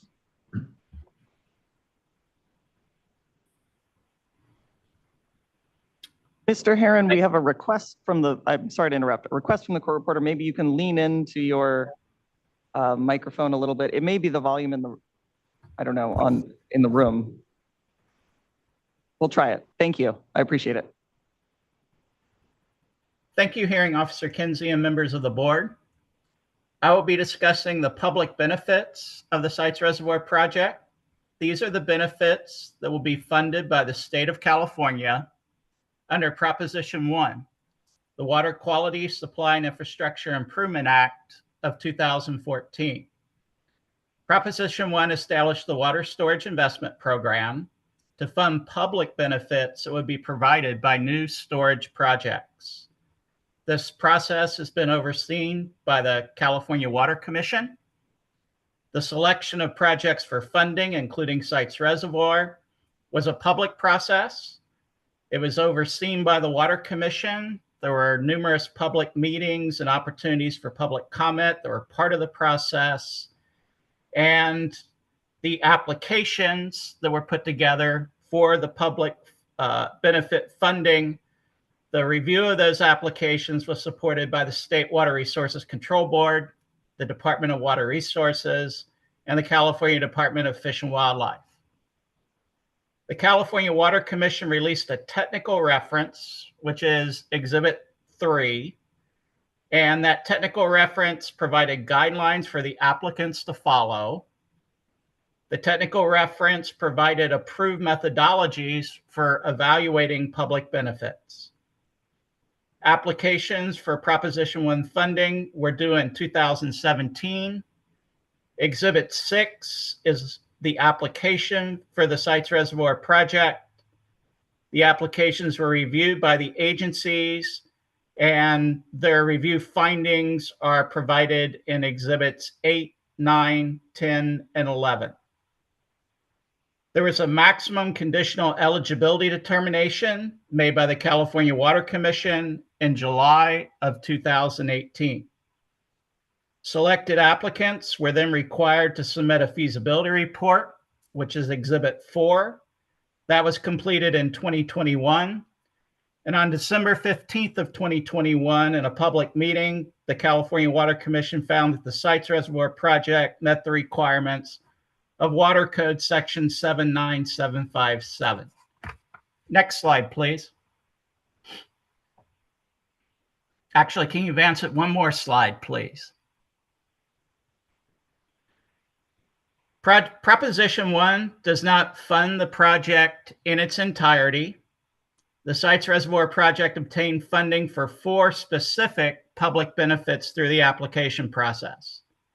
Proposition 1 funding was provided for 2 ecosystem benefits. The first is incremental level 4 water supply to wildlife refuges. This water would be provided from Sites Reservoir. The second ecosystem benefit is delivery of Sites water to the Yolo bypass for the benefit of Delta smelt and other species. Storage would be reserved in Sites Reservoir to meet these ecosystem water needs. The third public benefit that was funded is flood damage reduction. The construction of new dams on Funks Creek and Stone Corral Creek would provide new flood protection in the downstream watersheds. The last public benefit that was funded through Proposition 1 is recreation. Sites Reservoir will include new shoreline recreation facilities, in addition to public access for recreation on the reservoir itself. Next slide, please.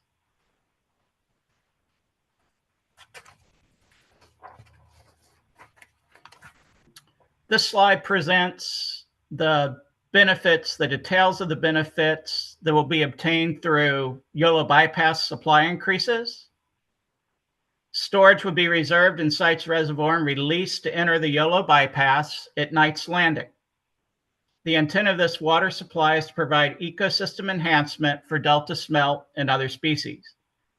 These releases would occur in all hydrologic year types. You see here in the slide the water deliveries in thousands of acre feet per year. We provided estimates of deliveries for both 2030 and 2070 in accordance with the guidance in the technical reference. This was using the models that were provided by the California Water Commission that included climate change conditions, and the model conditions that we have here account for climate change. Per the feasibility report in 2021 dollars, the monetized value of this benefit is estimated at $345,930,000 over the life of the project. Next slide, please.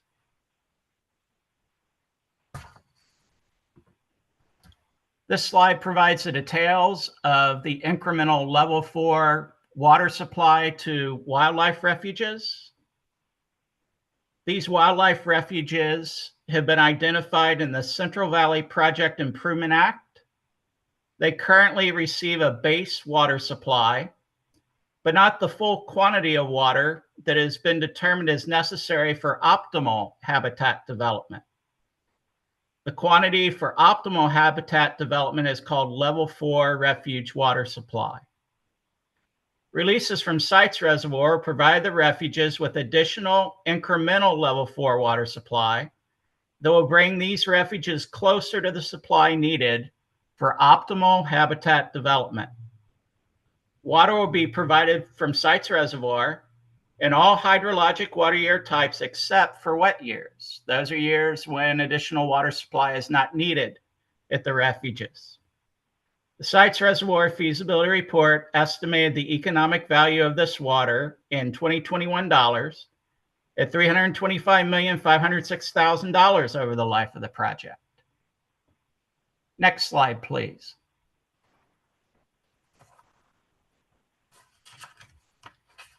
The next benefit provided by the project is flood damage reduction. The project includes the construction of Golden Gate Dam on Funks Creek and Sites Dam on Stone Corral Creek. These two dams will provide new flood protection for the downstream areas that are currently prone to periodic flooding. These flood damage reduction benefits will occur in the town of Maxwell and in the surrounding agricultural region. The dams will also reduce the frequency of flooding for Interstate 5 in the vicinity of Maxwell. Feasibility report for Sites Reservoir estimated the economic benefit in 2021 dollars for flood damage reduction at $50,900,000 over the life of the project. Next slide, please.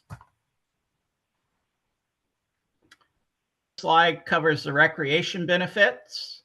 The construction of Sites Reservoir would create new shoreline recreation areas. Public access to the lake will also be provided for boating and fishing. Camping, hiking, and other recreational opportunities are expected from the new recreation areas. Feasibility report for Sites Reservoir estimated the economic benefit in 2021 dollars at $224,900,000 over the life of the project. That concludes my presentation. Thank you, Mr. Herron. And with that, I believe we have Ms. Forsyth remaining. That's correct. Ms. Forsyth, please state your name for the record. Alicia Forsyth. And you understand that you're presenting your testimony under oath this morning, correct? I do. Is Exhibit Site 71 an accurate statement of your written testimony? It is. And did you prepare that written testimony? I did. Is Exhibit Sites 262 an accurate summary presentation of your written testimony? It is. And did you prepare that summary presentation? I did. Do Sites Exhibit 72 through 81, 92 through 94, and 120, which you submitted with your written testimony and cited within your written testimony, contain true and correct copies of documentation of the authority's CEQA compliance actions, FERC determinations, local permitting efforts, and CISA compliance efforts? They do. At this time, would you please summarize your written testimony relevant to this panel? Thank you, Mr. Ferguson. Thank you, Hearing Officer Kenzie and members of the board. On this panel, I am summarizing my written testimony that was related to realizing the project's Prop 1 benefits, along with providing a status update on the permits and approvals that the authority must obtain to construct and operate the Sites Reservoir project. To follow on to Mr. Herron's testimony, I will first start with realizing the project's Prop 1 benefits. Next slide, please. One more slide, please.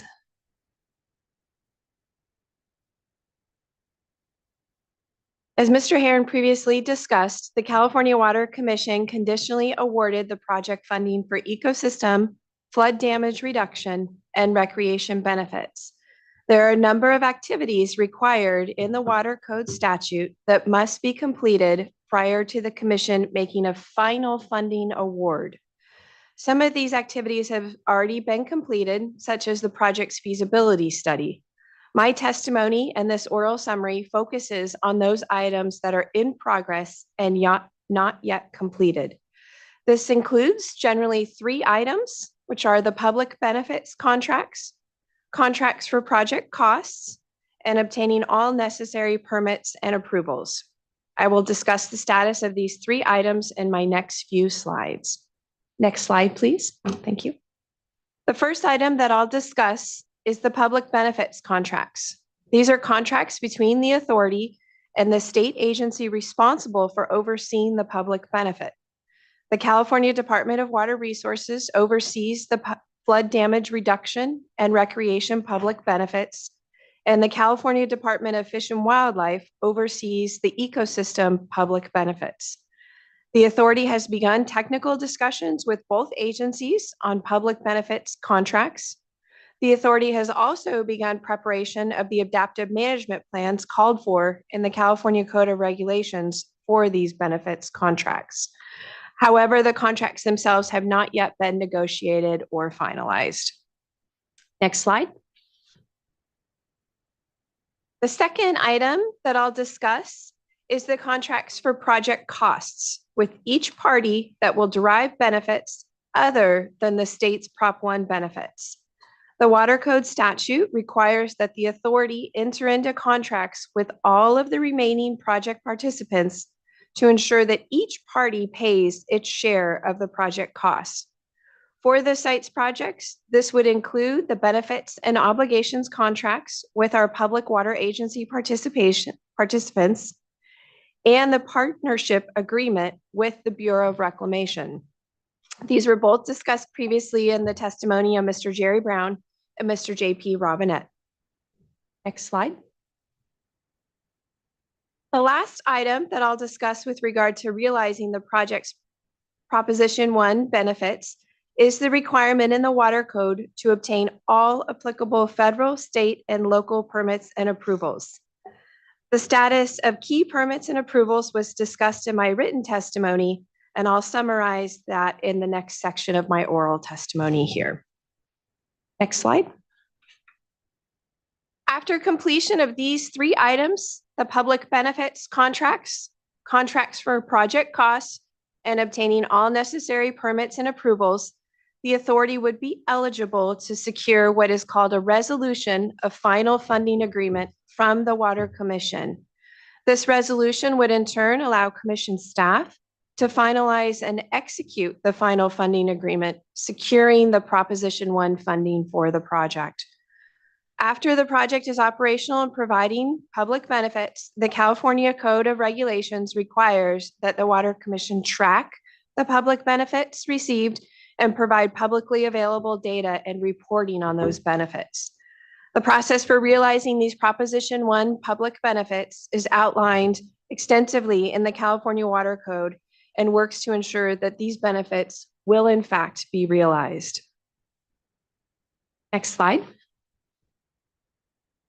I'll now transition over to providing an overview of my written testimony on the permits and approvals that the site's authority must obtain to construct and operate the project.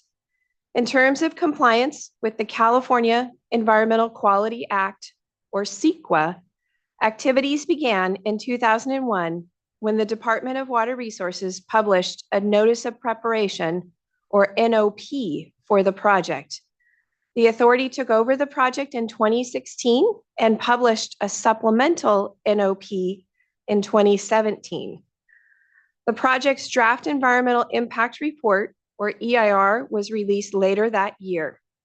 In 2019, the authority undertook a value planning process, both to improve the affordability of the project while also reducing the environmental impacts and addressing comments received on the prior environmental document.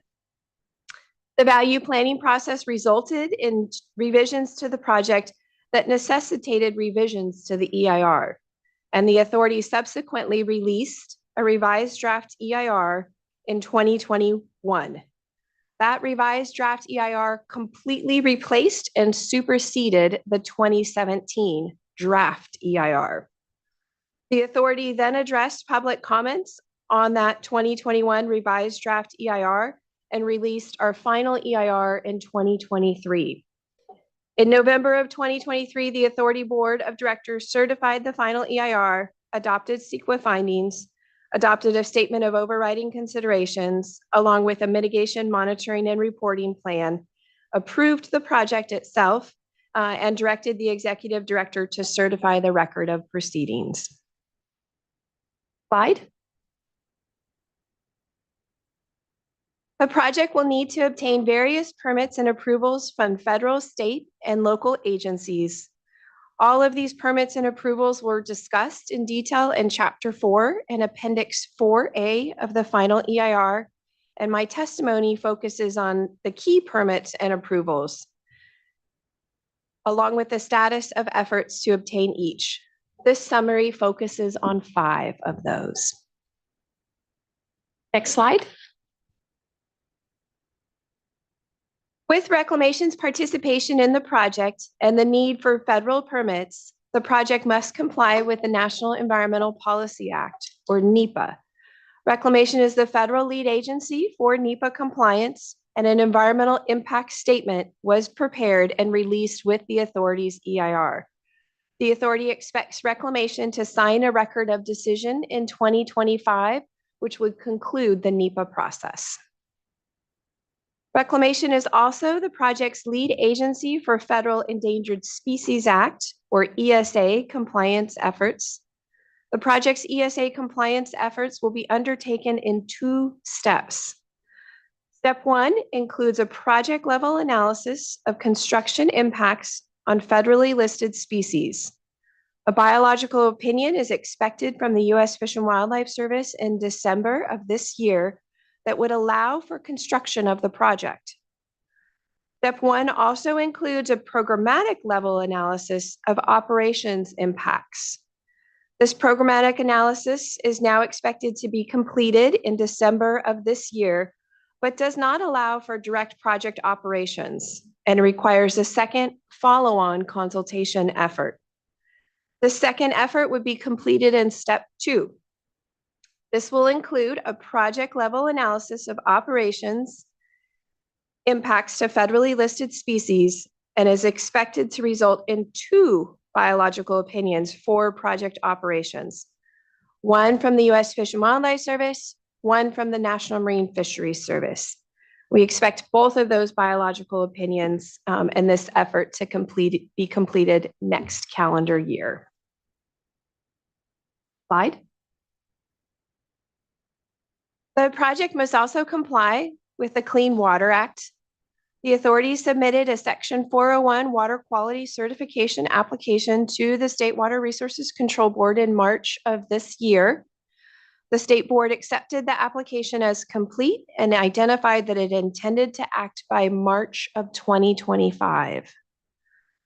The authority also submitted a Section 404 individual permit application to the Army Corps of Engineers, again in March of this year. The Army Corps identified the application as incomplete and ultimately administratively withdrew the application in May of 2024. The authority is working closely with the Army Corps to address their concerns and provide the necessary information. Once that information is provided to the Corps, the authority expects the Corps to act on the application 120 days after providing the information. Next slide. Reclamation is the federal lead agency for the project's National Historic Preservation Act, or Section 106 compliance efforts. Reclamation developed a draft programmatic agreement and has provided that draft to consulting parties for review and comment.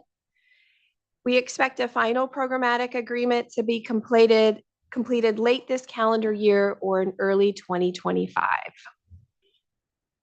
Slide. And last, but definitely not least, is our California Endangered Species Act compliance. The authority is actively working to comply with CISA. The authority submitted a revised incidental take permit application, or ITP application, in late 2023 for our construction efforts. The California Department of Fish and Wildlife, or CDFW, determined the application complete also in late 2023, and the authority expects CDFW to decide on our issuance of our construction ITP permit no later than mid-October of this year. The authority also submitted an operations ITP application in October of 2023, and this application was determined incomplete in November of 23. The authority has been working closely with CDFW since that time to provide the requested additional information. The authority expects CDFW to decide on permit issuance no later than mid-October of this calendar year. The authority has made substantial progress in obtaining the key permits and approvals necessary for the construction and operations of the site's project. And as described in my testimony, the majority of these permits and approvals are expected to be obtained in the coming calendar year. That concludes my testimony. Thank you. Thank you, Ms. Forsyth. I think at this point, we are due for a break. Before we do break, I wanted to look to the Zoom room. And the NGO parties who would be up first for cross-examination. I'm not sure which of you is the best representative to speak on behalf of the group, but my assumption is, which hopefully you won't correct me, but I'm giving you a chance that amongst yourselves you have determined who will be, what order you may go in terms of cross-examination and how that's going to be handled. I see Mr. Schutz, you are off mute, so you're welcome to speak. I have a number of questions. I have a number of questions for for several of the witnesses. And then Mr. Boucher has a number of questions following that. And unless there's someone else who could chime in if I'm mistaken, I believe that's all, but there may be others. That's great, and that's fine. I just wanted to make sure we had a general plan before we come back. Mr. Rees, is there something you'd like to address before we briefly break? No. Did I have my hand up? No, you were just off mute, so I was. No.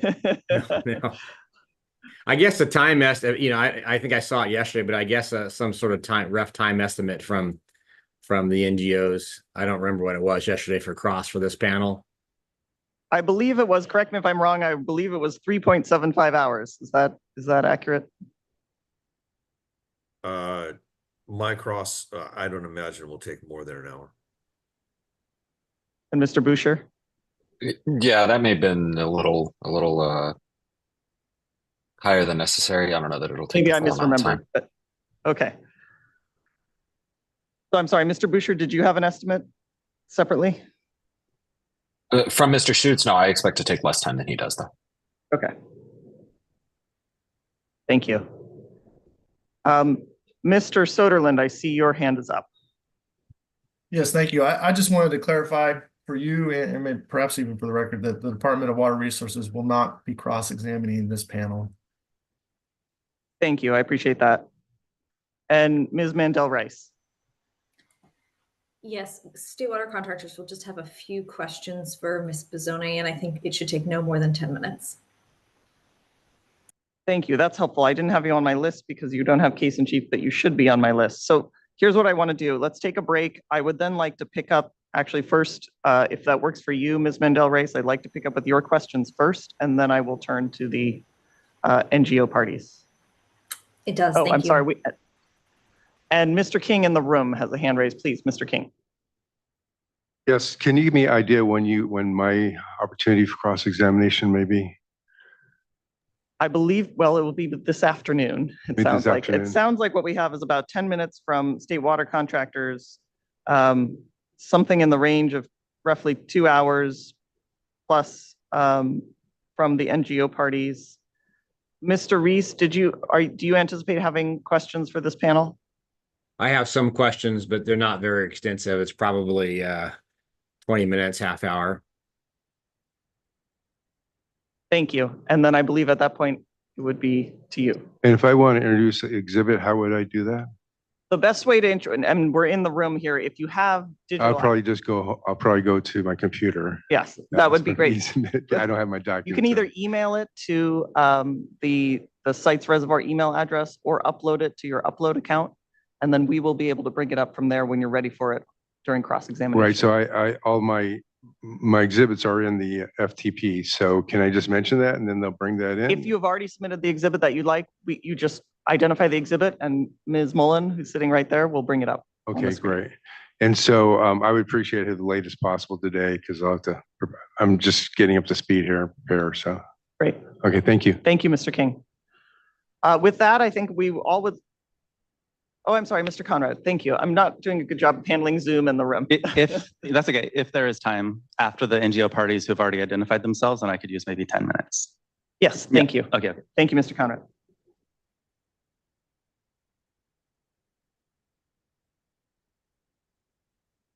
Any other questions before we break? All right, let's take 10 minutes. I will call it 11:10, and we will return with cross-examination.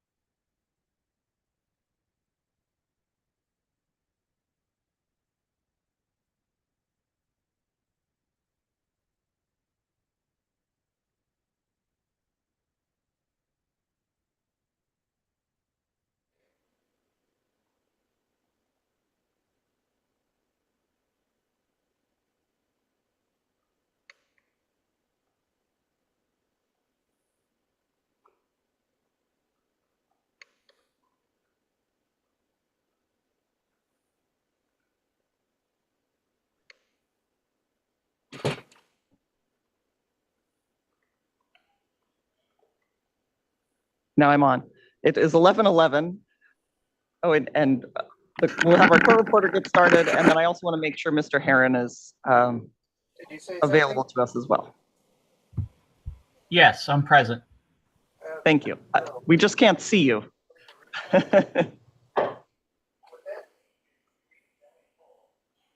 And now we can see you. Thank you. Well, look, no problem. We'll just wait another minute or so.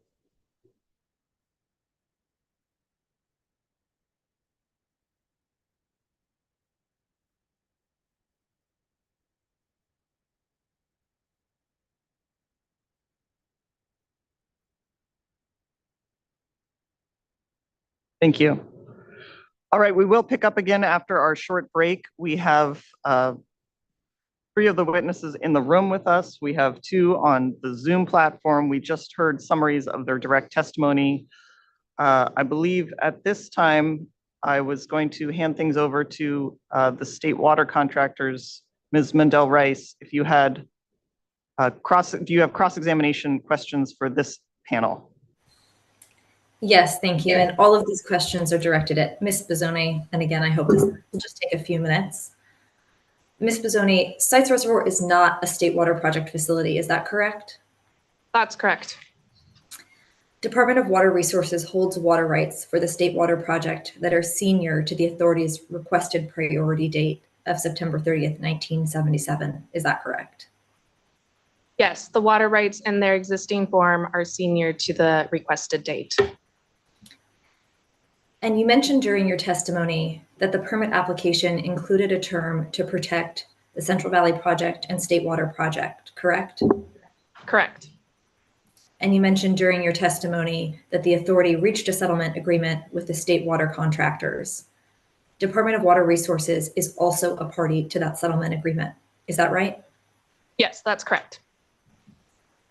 Pursuant to the state water contractors, DWR, and authority settlement agreement, did the authority agree that it would adhere to a permit term and submit a permit term to the State Water Board to replace the permit term originally proposed for the protection of the State Water Project and the Central Valley Project? Yes, those revisions were submitted, and that is the correct version of the term.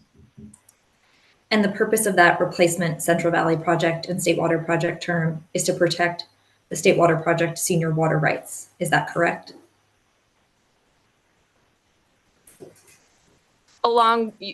Correct, and including the existing rights held by Reclamation for the Central Valley Project as well. Great, thank you for that clarification. In the settlement agreement, the authority also agreed to adhere to and to submit to the board an additional permit term. Is that right? That is correct. And again, the purpose of that additional permit term is to protect the State Water Project senior water rights, correct?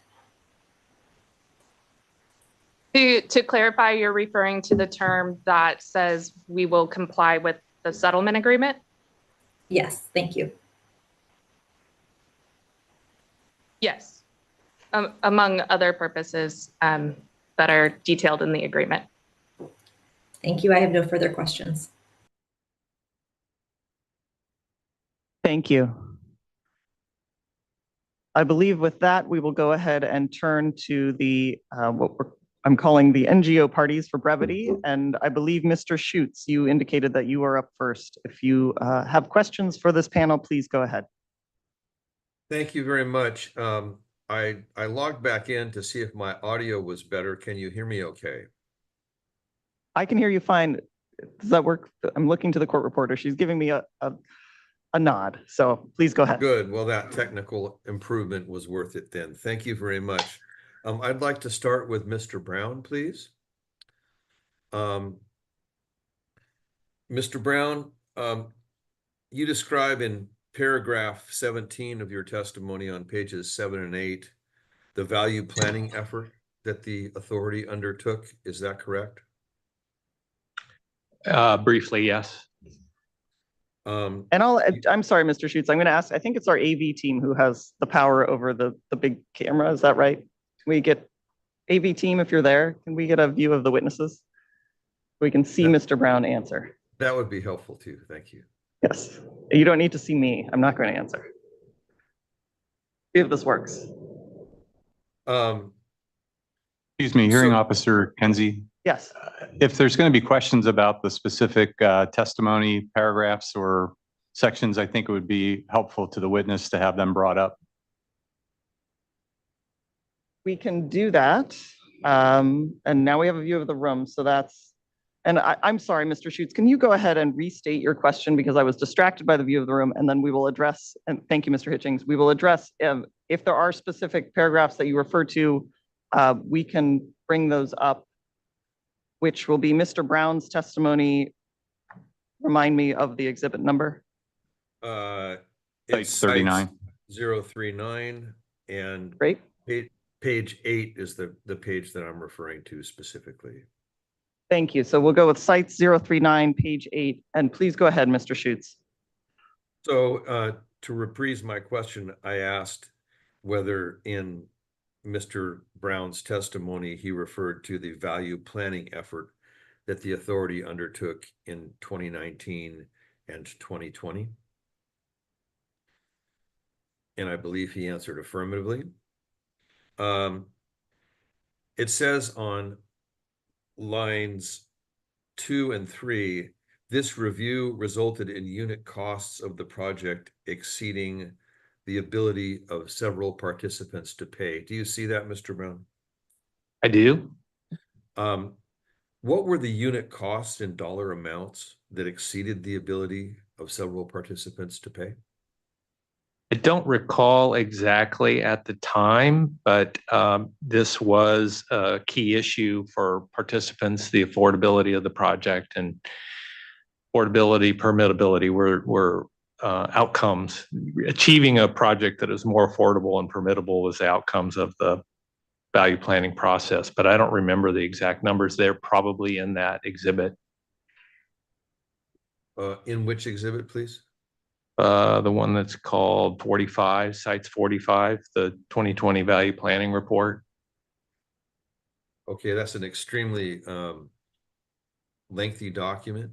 Do you have any better reference for that?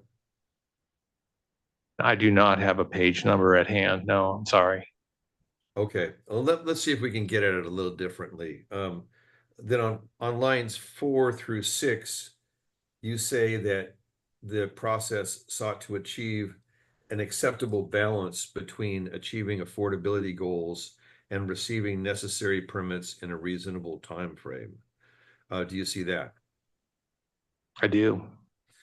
So in the value planning process, what was the unit cost that the authority arrived at that allowed achievement of what you call affordability goals?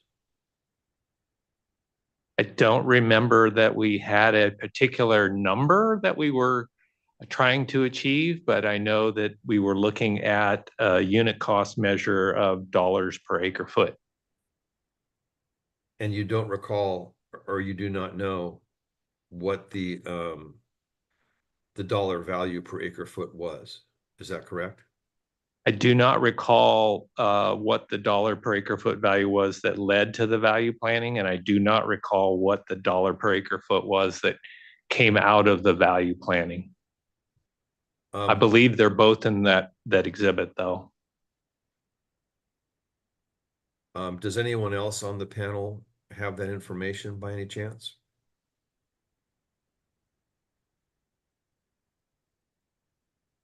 All right, we'll go ahead and look and see if we can find that. If not, I'm going to request that the authority produce those numbers.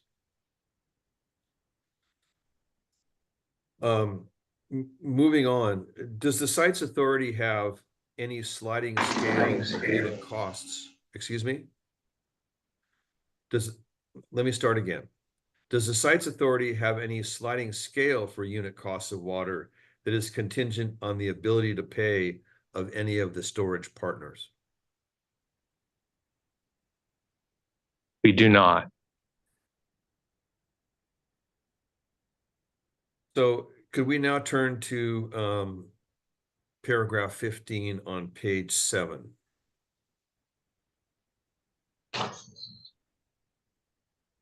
There we are. It says that there are 15 entities on the waiting list to become new or larger storage partners in the sites project. Is that the current number? 15, yes, that is the current number. Is it reasonable to expect that some of those 15 entities might be able to pay a higher unit cost than any entities that might in the future drop out or reduce their share as storage partners? That's possible, yes. That's a determination that they make, though, not that the authority makes. Right. Thank you. I have a few questions for Mr. Heron. Mr. Heron, And should, I'm sorry, Mr. Schutz, are you going to refer to specific testimony? Should we bring up Mr. Heron's testimony? I don't think it's necessary. Okay. In this case. Great, please go ahead. Mr. Heron, your testimony describes funding for the site's reservoir project through the California Water Commission's Water Supply Investment Program, commonly known as WSIP, correct? Correct. And the commission based its funding under WSIP in part on ecosystem benefits, correct? That's correct. The site's authority applied for WSIP funding on the basis of purported ecosystem benefits to, quote, stabilize Sacramento River fall flows for salmon, didn't it? That was in the original application. And the site's authority also applied for WSIP funding on the basis of purported ecosystem benefits to conserve cold water pools in existing reservoir later into the summer months to improve conditions for salmon spawning and rearing, did it not? It did apply for that. That benefit was not seen as appropriate by the California Department of Fish and Wildlife. And so that was taken out during the application process. And so the California Water Commission did not fund under WSIP a benefit of stabilizing fall flows or for conserving cold water pools in Shasta Reservoir. Is that correct? That is correct. Thank you. That's all I have for Mr. Heron. I have a couple of questions for Ms. Forsyth on this panel. Good morning, Ms. Forsyth. I call your attention to your testimony regarding the place of use. That's in paragraph 46 on page 12. And I don't think we need to pull that up specifically. I just want to point out that that's generally part of the discussion in her testimony. Now, I also call your attention to the authority's response to the protest of CSPA et al. It's exhibit AHO 288 on page 43. And if possible, we might want to pull that up. I can read part of it, but it may be hard for the witness to follow. And Mr. Schutz, will you repeat that exhibit number just for our benefit one more time, please? AHO 288, page 43. Thank you. Paragraph 46 is a portion of my testimony that is included in panel 2, not in panel 1. Let's see. Well, so Mr. Schutz, I don't know if you heard Ms. Forsyth's comment, which was I did hear that, and I will say it is hard to determine which, in any of these witnesses who are in multiple panels, which portion of the testimony appropriately belongs where. This goes to the sort of regulatory authority of the under which, or the rules that would govern the circumstances regarding the place of use. And it seems to me more appropriate in the context of the regulatory discussion of Ms. Forsyth's testimony than it would in the water availability than in the conformance with plans kind of testimony. It's a very short question, and Yeah. I'd like to ask. And I don't want to spend a lot of time on parsing the panels. That's because we'll get to the question no matter what. So if we can hear your question, Mr. Schutz, and Ms. Forsyth, if you can answer to the best of your ability, and then if needed, we can return to this in context, something like that. So I don't believe this is the correct testimony.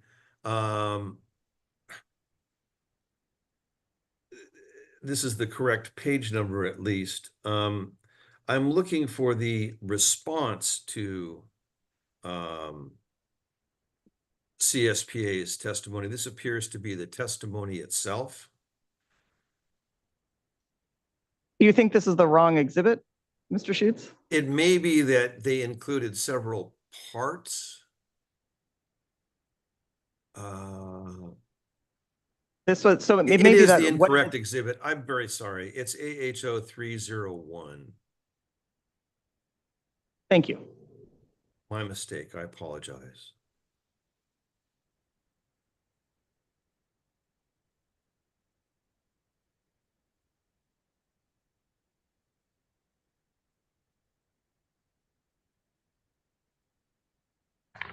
Yes, and if you scroll down to lines 20 to 24, it states,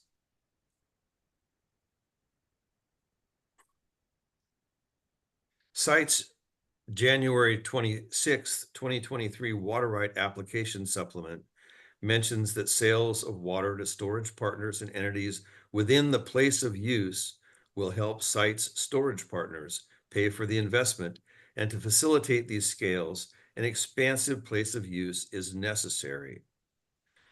These sales are not transfers. They would occur entirely within the framework of sites' water rights. So, Ms. Forsyth, my question is it the authority's contention that water sales by storage partners to non-storage partners within the expansive site's place of use would not be water transfers? I'm going to object. It calls for a legal conclusion. Yes, but this witness is the expert designated to discuss the regulatory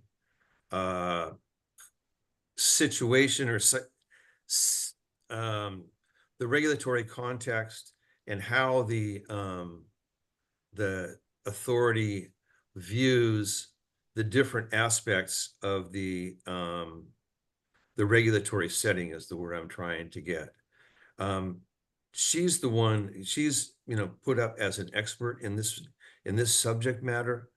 Let me stop you there, Mr. Schutz. Here's what I'm going to do is I'm going to ask Ms. Forsyth a question, which is the following. What is your understanding of the statement made here that these sales are not transfers? I think in the context of the sites project, we need to look at each potential sale of water individually as itself. And so it is a little tricky to identify today exactly what is a transfer, exactly what is not a transfer. We have some storage partners like Colusa County, who intends to use their water throughout portions of Colusa County, and they would sell that water to water districts in the county. Is that a transfer? That's within the place of use, and that is Colusa County using the water within the county itself. I guess I look at this and I think we would need to look carefully at the specific situation to ask ourselves what is happening here and what would be the regulatory context and the appropriate law that would govern what is happening here. And the authority would evaluate that with its legal counsel in the future and make sure that anything necessary is complied with. Thank you. I appreciate that. And with that, I'll hand things back to you, Mr. Schutz. If you want to follow up, you're welcome to follow up on that. My underlying question is whether in these circumstances of sales by storage partners to non-storage partners, it's the view of the authority that approval by the State Water Board would be necessary. Now, I'm not talking about transfers within this Central Valley project from one CVP contractor to another. But otherwise, I'm wanting to know sort of what the regulatory setting you all are seeing as what kind of limits or controls would be placed or approvals would be necessary when a storage partner sold water to a non-storage partner within this very expansive place of use. Objection vague, ambiguous. I'm going to sustain the objection because that was a very long question, but I think we got to the end of it. And I was having trouble following along, but I think the end of it, let me see if I can reframe it again. I will make the attempt. Ms. Forsyth, what is your or to the panel, I suppose, generally, what is your understanding of the regulatory approvals that would be required for a storage partner to sell water to a non-storage partner, where that non-storage partner is within the place of use, if there were an approved water right permit? We would take a look at that proposed sale from our storage partner to a non-storage partner and ask ourselves a series of questions. Is it within the place of use of the site's water right? Do we have the appropriate points of rediversion in the site's water right? Is it within the purposes of use of the site's water right?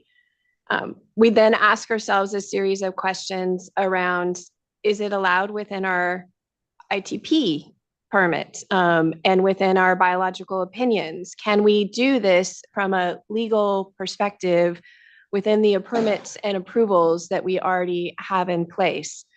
If we answered all of those questions as yes, then yes, we would view it within the context of our water right and we would not seek a secondary approval. If we answered any of those questions as specifically around the state board as no, like we needed an additional point of rediversion that wasn't included in our water right, we would need to return to the state board for that. If it fell outside of our place of use, or a purpose of use, we would need to return to the state board for that. Thank you. Back to you, Mr. Schutz. That's all I have. Thank you. Thank you. I believe we had indicated before we broke that Mr. Busher would have some questions. So I will turn things over to you for this panel. Thank you, Hearing Officer Kenzie. Thank you to the witnesses for your time today. I appreciate it. My name is Eric Busher. I'm the managing attorney at San Francisco Baykeeper. I think a couple of you have met before, but for the rest of you, it's good to meet all of you. Mr. Brown, I want to start with your testimony.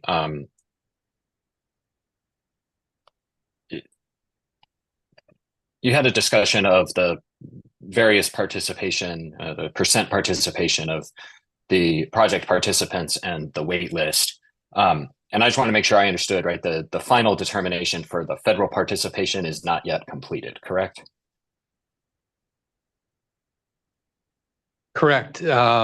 Currently, the Bureau has accumulated about $515 million towards the sites project, which is about the 9% share that we're identifying there on our current cost estimate. And we are essentially tapped out at that point in terms of the capacity available for them without anybody else making adjustments and without them getting more money. Okay. And is it right to then, I take it from your answer that the Bureau's involvement it starts with the amount of money they are investing, and then they will get a proportionate share of the volume that is available based on that investment? That's an important factor. Okay. And in your summary presentation, I think this was exhibit sites 260. You've noted both the 9% number where their current involvement is and a 16% number and the funding of the involvement.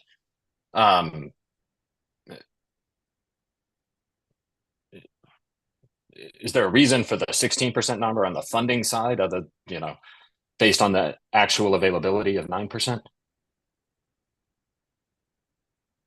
I don't understand your question. I'm sorry. Could you rephrase that? Maybe I can get to it. Let me try it differently. Can we pull up sites 260? That'll be easier than me trying to describe it. Thank you.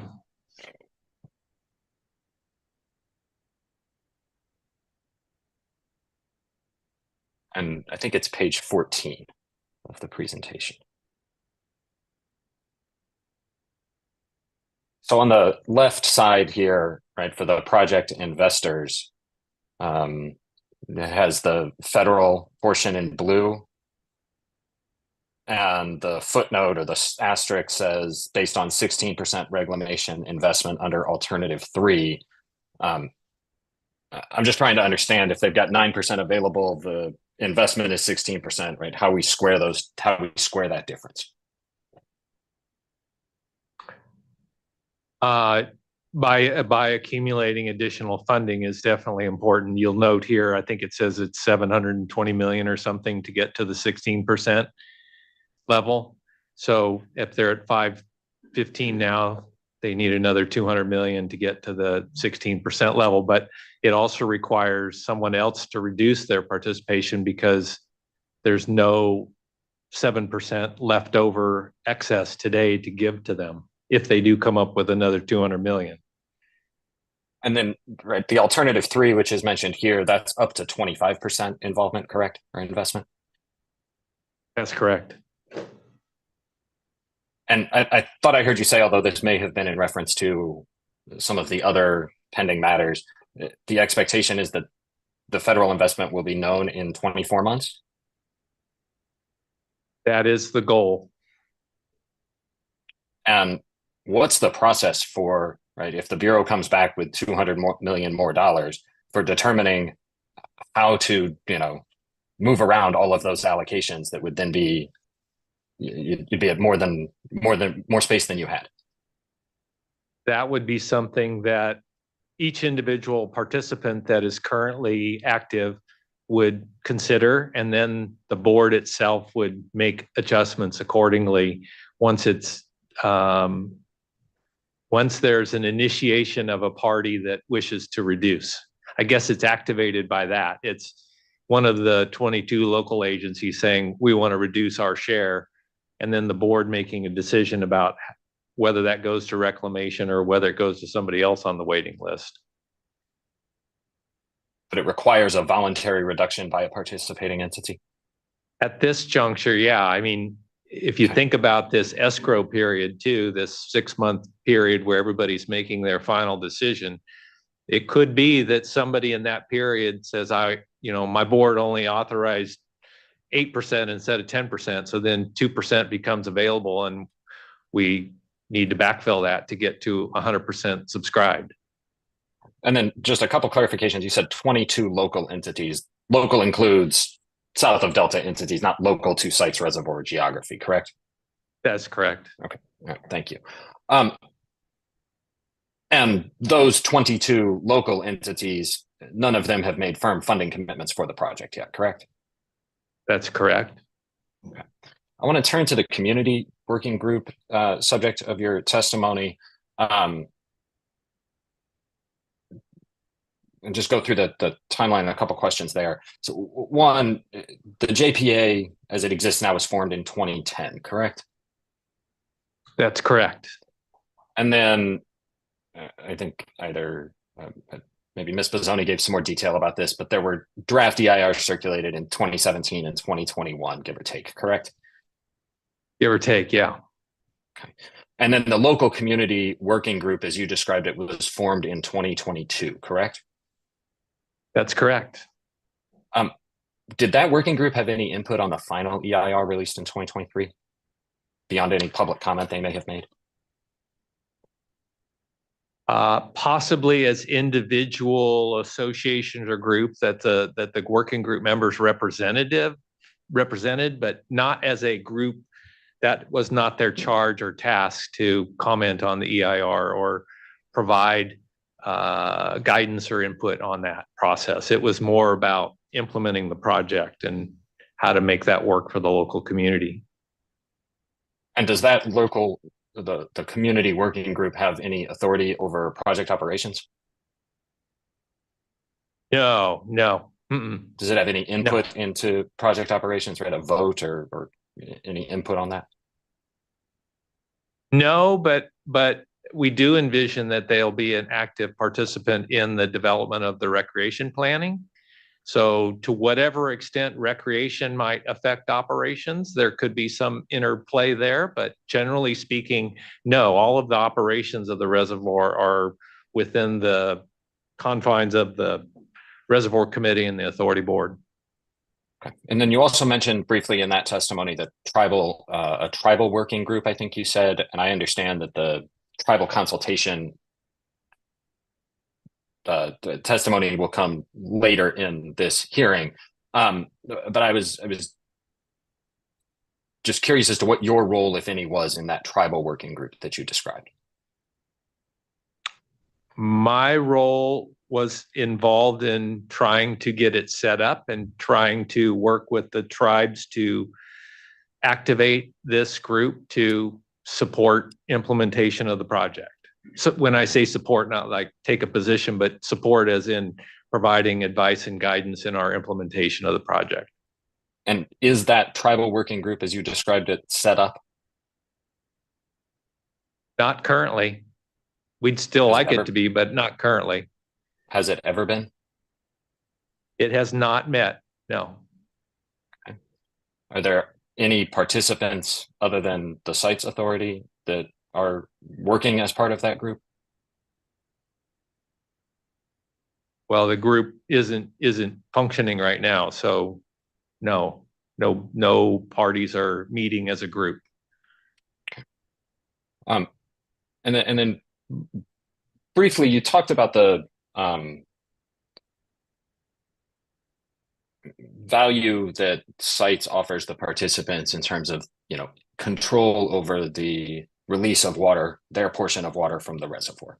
And I think you described that as during your direct testimony as being subject to internal and external limitations. Can you describe what those internal and external limitations are or where they're located? Well, probably a perfect example of an internal, what I was referring to, an internal restrictions would be something like the 1,000 CFS capacity of the Dunnigan pipeline. That's a physical limitation in the amount of water that can flow from the canal to the Colusa Basin drain. That would be an example of an internal constraint. An external constraint probably goes along the lines of the conversation we just had about potential for moving the site's water to either another participant or a non-participant. Okay. Are there any internal constraints beyond what I'm going to kind of group as infrastructure constraints like the one you described?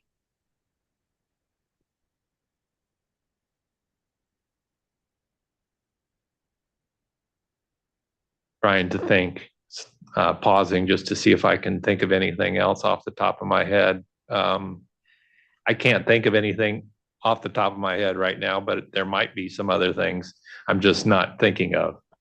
Okay. And then, and if this is a better question for somebody else on the panel, please feel free for somebody else to answer it. But in terms of the releases of water from the reservoir, is it correct to say that part of the benefits the project asserts are based on specific releases of specific water at specific volumes, right, and specific times?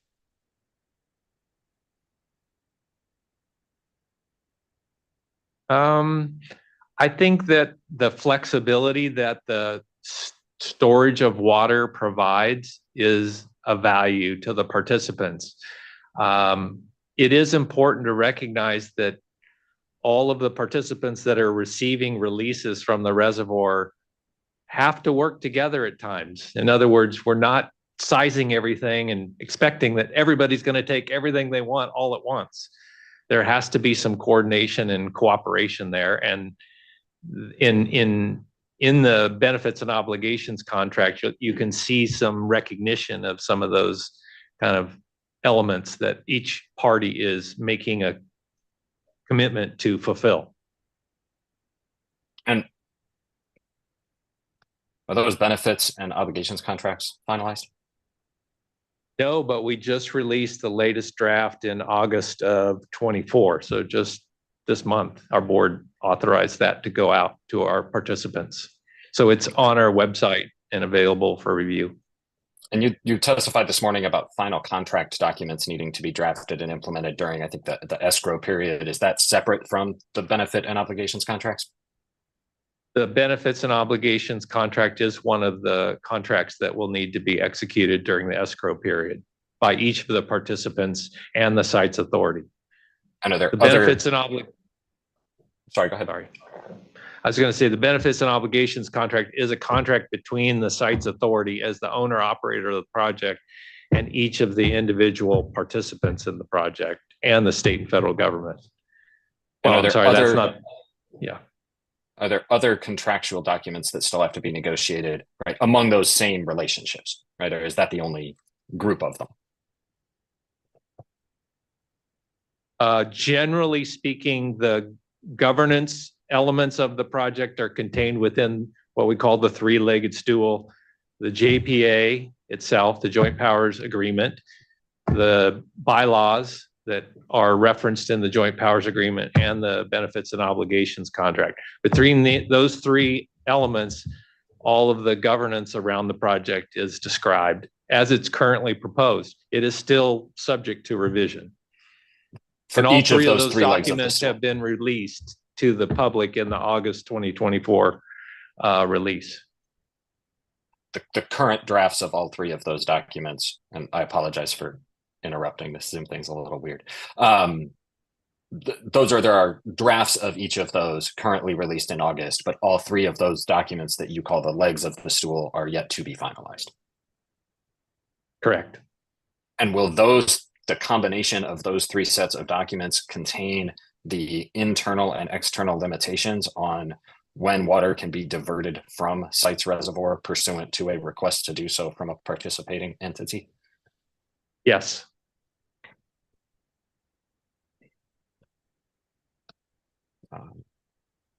Thank you, Mr. Brown. I think that's all I have for you. I do have some other additional questions for Ms. Bozzoni. Did I pronounce that correctly? Let me start there. Yes, Bozzoni, that was correct. Thank you. And if we could pull up Sites 259, which is Ms. Bozzoni's summary of testimony from this morning.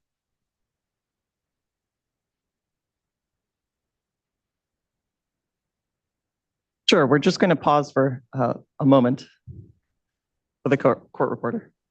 No problem.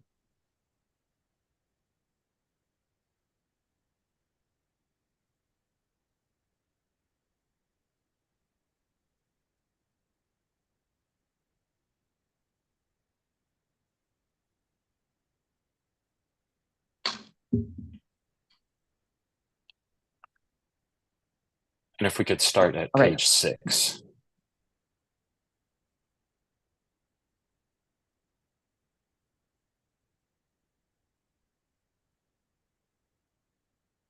So, Ms. Bozzoni, I just want to understand this chart and graphic here for the operations. There's the kind of lighter shade of blue that is the primary diversion months, December through March, correct? Correct. And then the darker shade of blue is identified as exchanges with the Bureau and DWR for April through June, correct? Correct. Okay. Are there diversions that will occur outside of those exchanges in the months of April, May, and June? I'm not sure what you mean by outside of those exchanges. Well, so let me ask it this way. Can you describe what those exchanges kind of at a high level entail?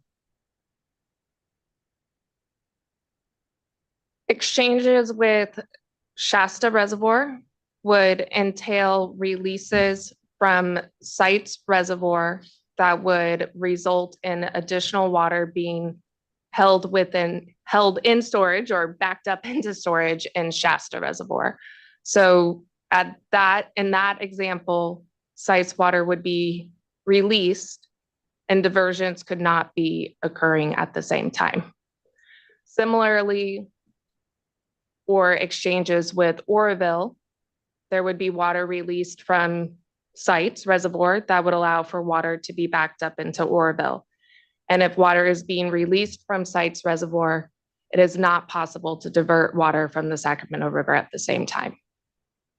Okay, so that helps tremendously. The exchanges then shown on this chart are periods of releases from Sites Reservoir for April, May, and June. Yes. Okay, and that is also during the diversion period, recognizing that both cannot occur at the same time, correct? Correct. The proposed diversion season is September 1 through June 14th. And I guess, can you explain then what the rules from the water rights permit or the other governing documents are for when Sites is going to be releasing water during those 3 months as opposed to diverting water during those 3 months? Divergent. I want to object. It seems facts, not an evidence, with respect to there being certain rules in the permit.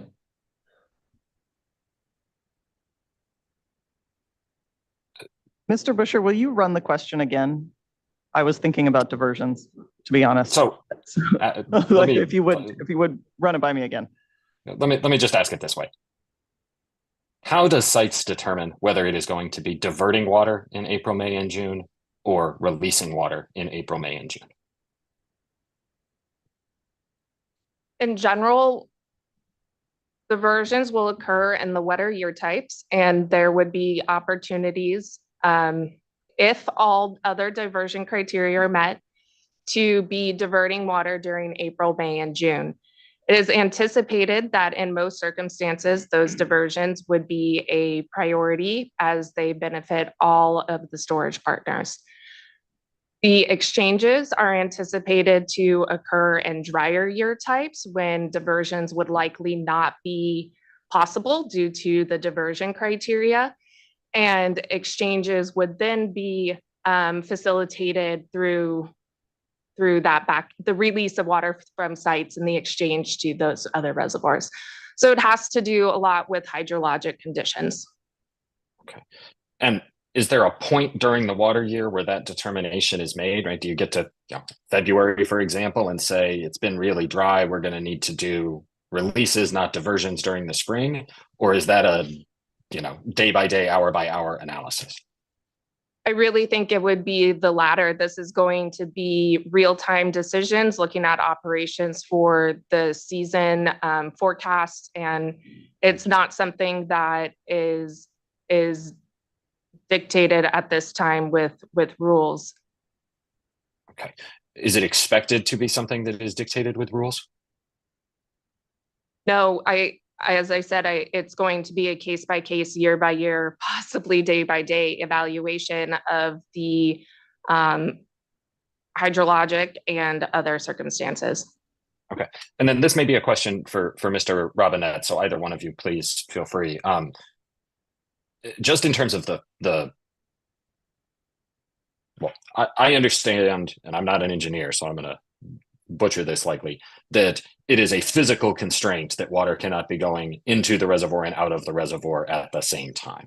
And my question is, if that's correct, and if it's not, tell me, but how quickly can you change from one to the other, right? Just like the physical components of the project?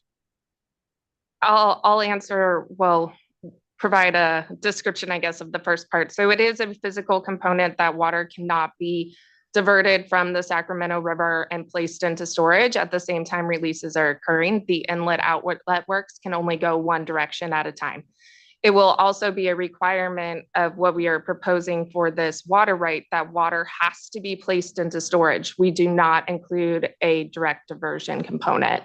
As far as timing and how fast those could switch one way or the other, that is for Mr. Robinette.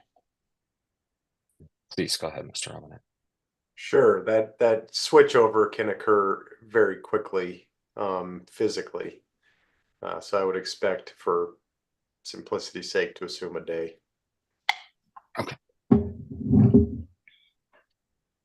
And so they're very, I'm sorry, can we pause for a moment? Go ahead. If you would repeat that answer for simplicity's sake. Oh, did you say within a day, Mr. Robinette? Oh, sorry, I'm sorry. There's maybe a delay. They said it would be within a day or so. Yeah. Thank you. Thank you. So if we could go to the next page of Exhibit 259, page 7. So Ms. Bizzoni, this slide, and I think the next one or two, the next one include the diversion criteria. Can you define for me that second bullet point, what it means that the delta is not in a balanced condition? Under the Coordinated Operations Agreement, Reclamation and DWR make findings for the delta condition. And a balanced condition means that gosh, I wasn't ready for providing the definition. I'm sorry. I'm going to flip to my source and make sure I answer this 100%. And take your time. Yeah, please take your time and let me, I'm not trying to play gotcha. I think there's a definition I didn't think that. on page 5 of, on page 5 of your testimony, which is Exhibit 70, Site 70, in footnote 7, there's, I think, where it's defined. Thank you. That was extremely helpful. I didn't want to say this wrong, so I'm just going. Could you repeat the question, please, Mr. Yeah. Busher, before she answers? Yeah, can you just define what you mean by balanced condition in the second bullet point of 259, page 7? Yes, and I appreciate your helpful direction. So balanced conditions exist when DWR and Reclamation agree that releases from the upstream reservoirs plus unregulated flow approximately equals the water supply needed to meet Sacramento Valley in-basin uses plus export. Okay. And so when you say not in a balanced condition, when does that occur? When there's excess supply and Reclamation and DWR have found that the delta is in an excess condition. And does sites have any role in that determination, the Sites Project Authority? No. Okay. The 4th bullet point on the slide, I just have some specific questions about what is covered by that description. Does that include the Bay Delta Water Quality Control Plan? Yes. And for the biological opinions, does that include for the Central Valley Project and State Water Project? Yes, and particularly in the context of our proposed CVP and SWP term included in the application. Does that include any biological opinion for operation of the Delta Tunnel or a Delta Conveyance Project?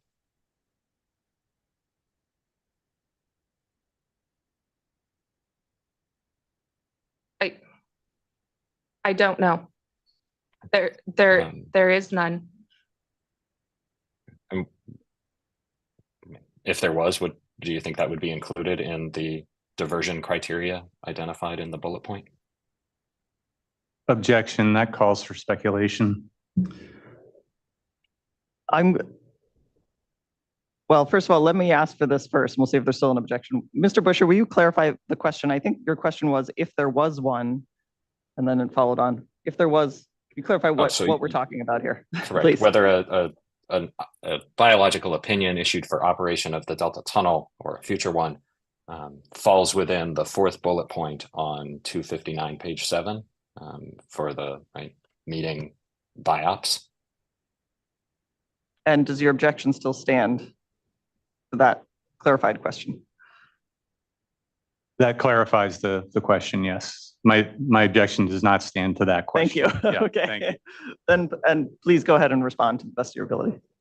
I think it would depend if those conditions were relative to site's operations in any way. Not seeing it and it not existing, I think it would have to be relevant sites for it to apply. Does that fourth bullet point of all applicable laws, et cetera, include state issued incidental take permits?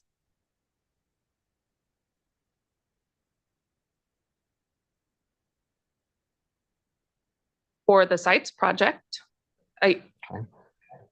What about for the state water project? it is DWR's responsibility to comply with their incidental take permits. Okay. Is conditions that are consistent with the incidental take permit for the state water project a diversion criteria for sites reservoir?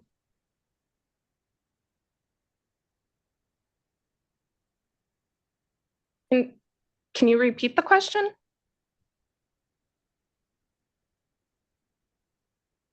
Is conditions consistent with compliance with an incidental take permit for the state water project a diversion criteria for sites reservoir?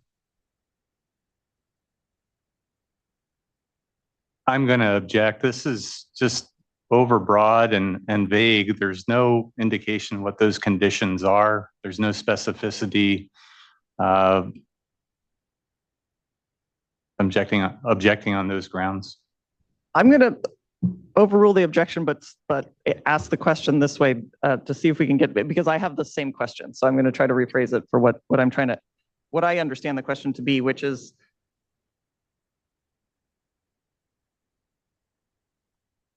now I have to think about how to articulate the question. I have less practice at this.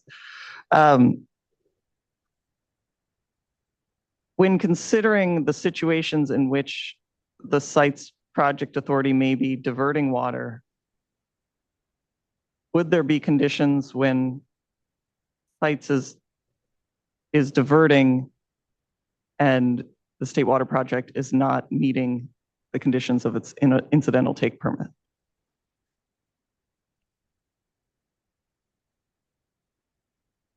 If it's a hypothetical. Yes, I understand. So I think that the best way for me to answer this is our CVP and SWP term that I mentioned says that we cannot, I guess, generally injure their CVP and SWP operations. So if a site's diversion would result in them not meeting their ITP, then that could be a potential injury. So I think that that's the best context that I can put that in. And I'm sorry, Allie, Ms. Forsythe, if there's anything to add from a permitting aspect, perhaps you can add. Yeah. Ms. Alicia Forsythe, I'll just say that when we look at this fourth bullet, we think about those water rights and those actions that are senior to the sites project. So Angela is correct. If there are conditions in the ITP, the State Water Project ITP, and sites is diversions would impact their ability to meet those conditions, that would fall under the term and sites would not be allowed to divert. If for some reason they're not meeting their ITP for something that has nothing to do with sites, hypothetically, they didn't buy enough mitigation land somewhere, We would most likely see that as something that would not inhibit our ability to divert. I have nothing So let to me- do with that. First, I'll say thank you for allowing me to interject my question. And Mr. Busher, back to you. Feel free to ask. I took over your question, so feel free to ask it again if I didn't do a good job at that. No, we're good. Thank you. So let me try this two other ways and two other pieces of this. Number one, last spring, during the last water year, there was take of state listed species, right, in the Delta at the diversions, or at the tunnel diversions, that exceeded the limits in the ITP. Right? If that's the case, can you be diverting during that time period?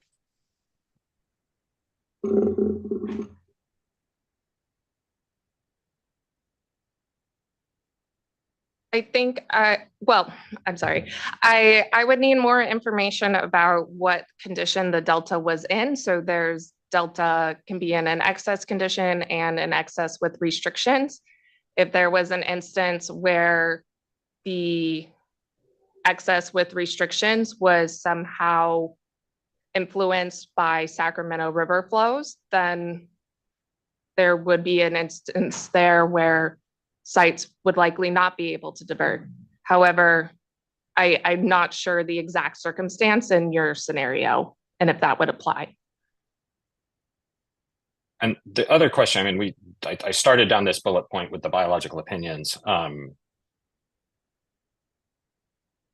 Does sites see compliance with the federal biological opinions for operation of the state and federal projects as different somehow in terms of diversion criteria with compliance with state ITP for those same operations?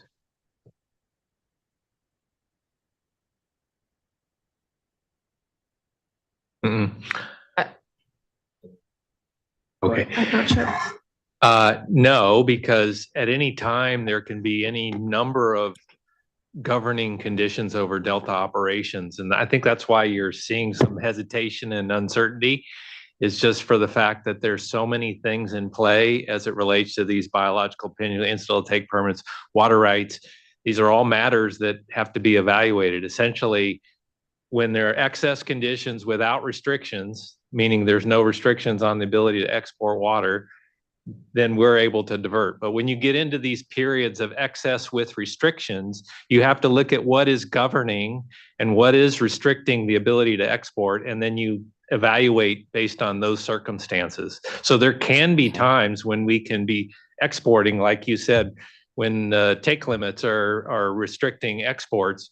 If that's not determined to be because of Sacramento River flows, then per our understanding of where we are today, sites would be able to divert. But if that's because somehow Sacramento River flows are affecting take at the pumps, then we're not able to divert, because that's then impacting the CVP or SWP operations. And does the Sites Project Authority make that determination as to the cause of the restriction on, right, the excess with restrictions? Negative. That's Reclamation and DWR and their responsibilities to the board for Delta operations.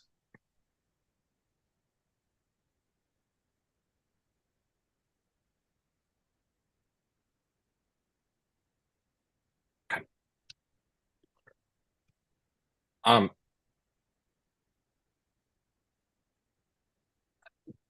Hearing Officer Kinsey, I've got, I don't know, I would guess between 10 and 20 minutes left. I'm happy to continue. I know it's past noon at this point and want to make sure that I am not starving out the witnesses or the court reporter or anybody else.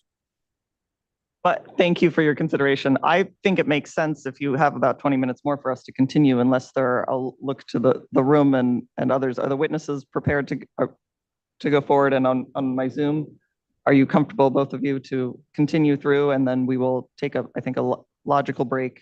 As I said, I would aim for about an hour for lunch, so we will have a real break at that time. So, and my court reporter, I look to you too. Is you comfortable with that? Thank you. So go ahead, Mr. Busher, please. Thank you. If we could go to the next page of the exhibit, please.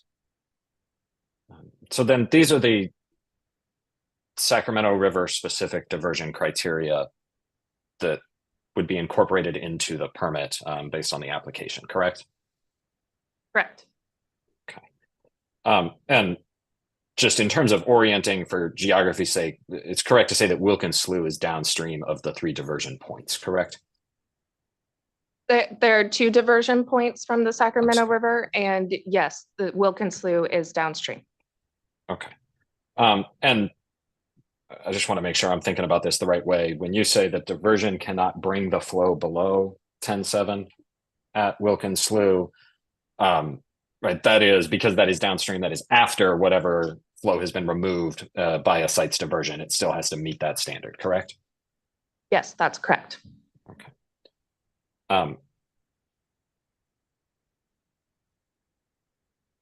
Is it correct to say that sites believes that this diversion criteria at Wilkins Slough is more protective of fish and wildlife than that long list of regulatory things that govern in this area generally? This criteria was, oh, sorry. Yeah, I would object that it's vague and ambiguous. I was going to also suggest it assumes facts again that aren't in evidence with respect to all those other regulations we talked about. Well, fair enough. Let me ask that differently. Is it correct that sites believes this is more protective than the existing Bay Delta water quality control plan?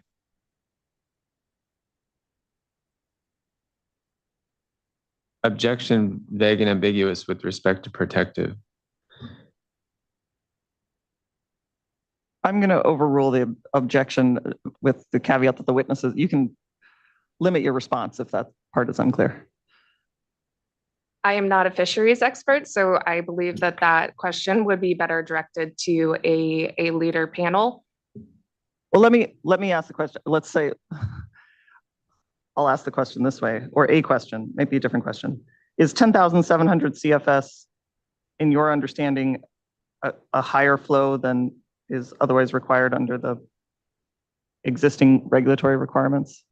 And it may be that you can object to my question as vague and ambiguous, but I'm still going to ask the question, and you can get caveat and say it depends. And Well, I know this is awkward, but I do object because there are not any existing regulatory requirements for diversions by the sites project. That's fair. For diversions by the State Water Project. I have been involved in the discussions as we move forward with our ITP application. And as part of that, I am not aware of another water right holder that has a diversion requirement as high as 10.7 at Wilkins Slough. And thank you. Am I correct to a much assume higher requirement? And Mr. Busher, if you hold for a minute, we won't count this against your time. You'll get this time back. Where did the number 10,700 CFS come from? The details of the number would be best suited for a fisheries panel later on. It came, generally, I can say it came from recent science out of National Marine Fisheries Service published paper that they. Thank you. I really appreciate that. Mr. Busher, back to you. And Ms. Forsyth, am I correct to assume you described this as a higher requirement than you're otherwise aware of for water rights users or water rights holders? Am I correct to assume that other water rights holders have the same requirements to comply with, all applicable laws and regulations that sites has agreed to comply with? I can't speak to every water right holder's obligations in their water rights in this. So I'm not quite sure what you're asking on that. Included that requirement for all applicable laws to make it clear that we're not looking to injure the CVP and the State Water Project and their ability to meet their own biological and water right requirements. But I can't speak for every water right holder in the state.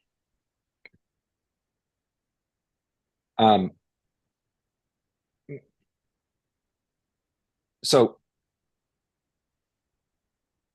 is it correct to say that these are the only two specific Sacramento River diversion criteria beyond the general ones that we discussed on the last slide?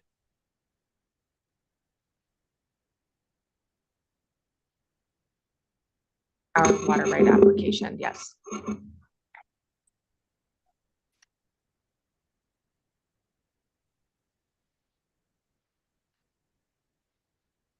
Are there any criteria for diversions based on flow rates downstream of Wilkins Slough?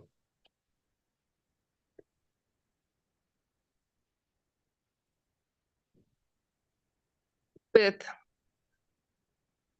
not for flow rates, there is the delta condition.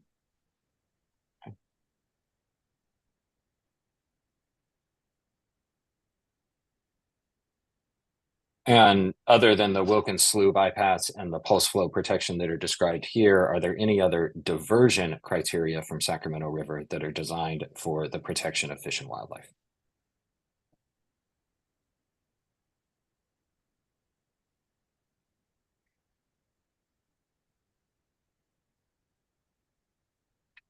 Designed for the protection of fish and wildlife. There are diversion rate limitations, operational criteria at the existing Red Bluff pumping plant and Hamilton City pump station that my understanding have some relation to how the fish screen operates.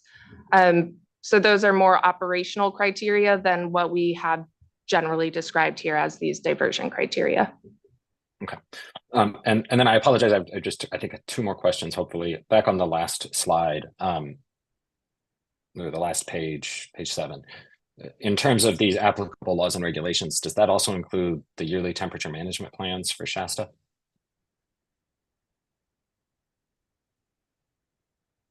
Yes.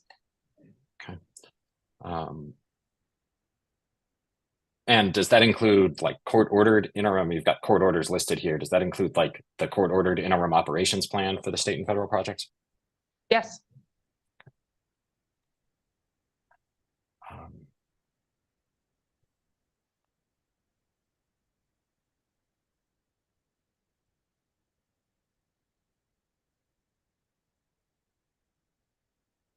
I think that's all I have for this panel. Thank you all very much for your time and testimony. Thank you, Mr. Busher. It is 12:19. I think I'll first ask, is there anyone else, just to confirm, is there anyone else from the NGO parties, as we're generally referring to you, who intends to ask questions of these witnesses?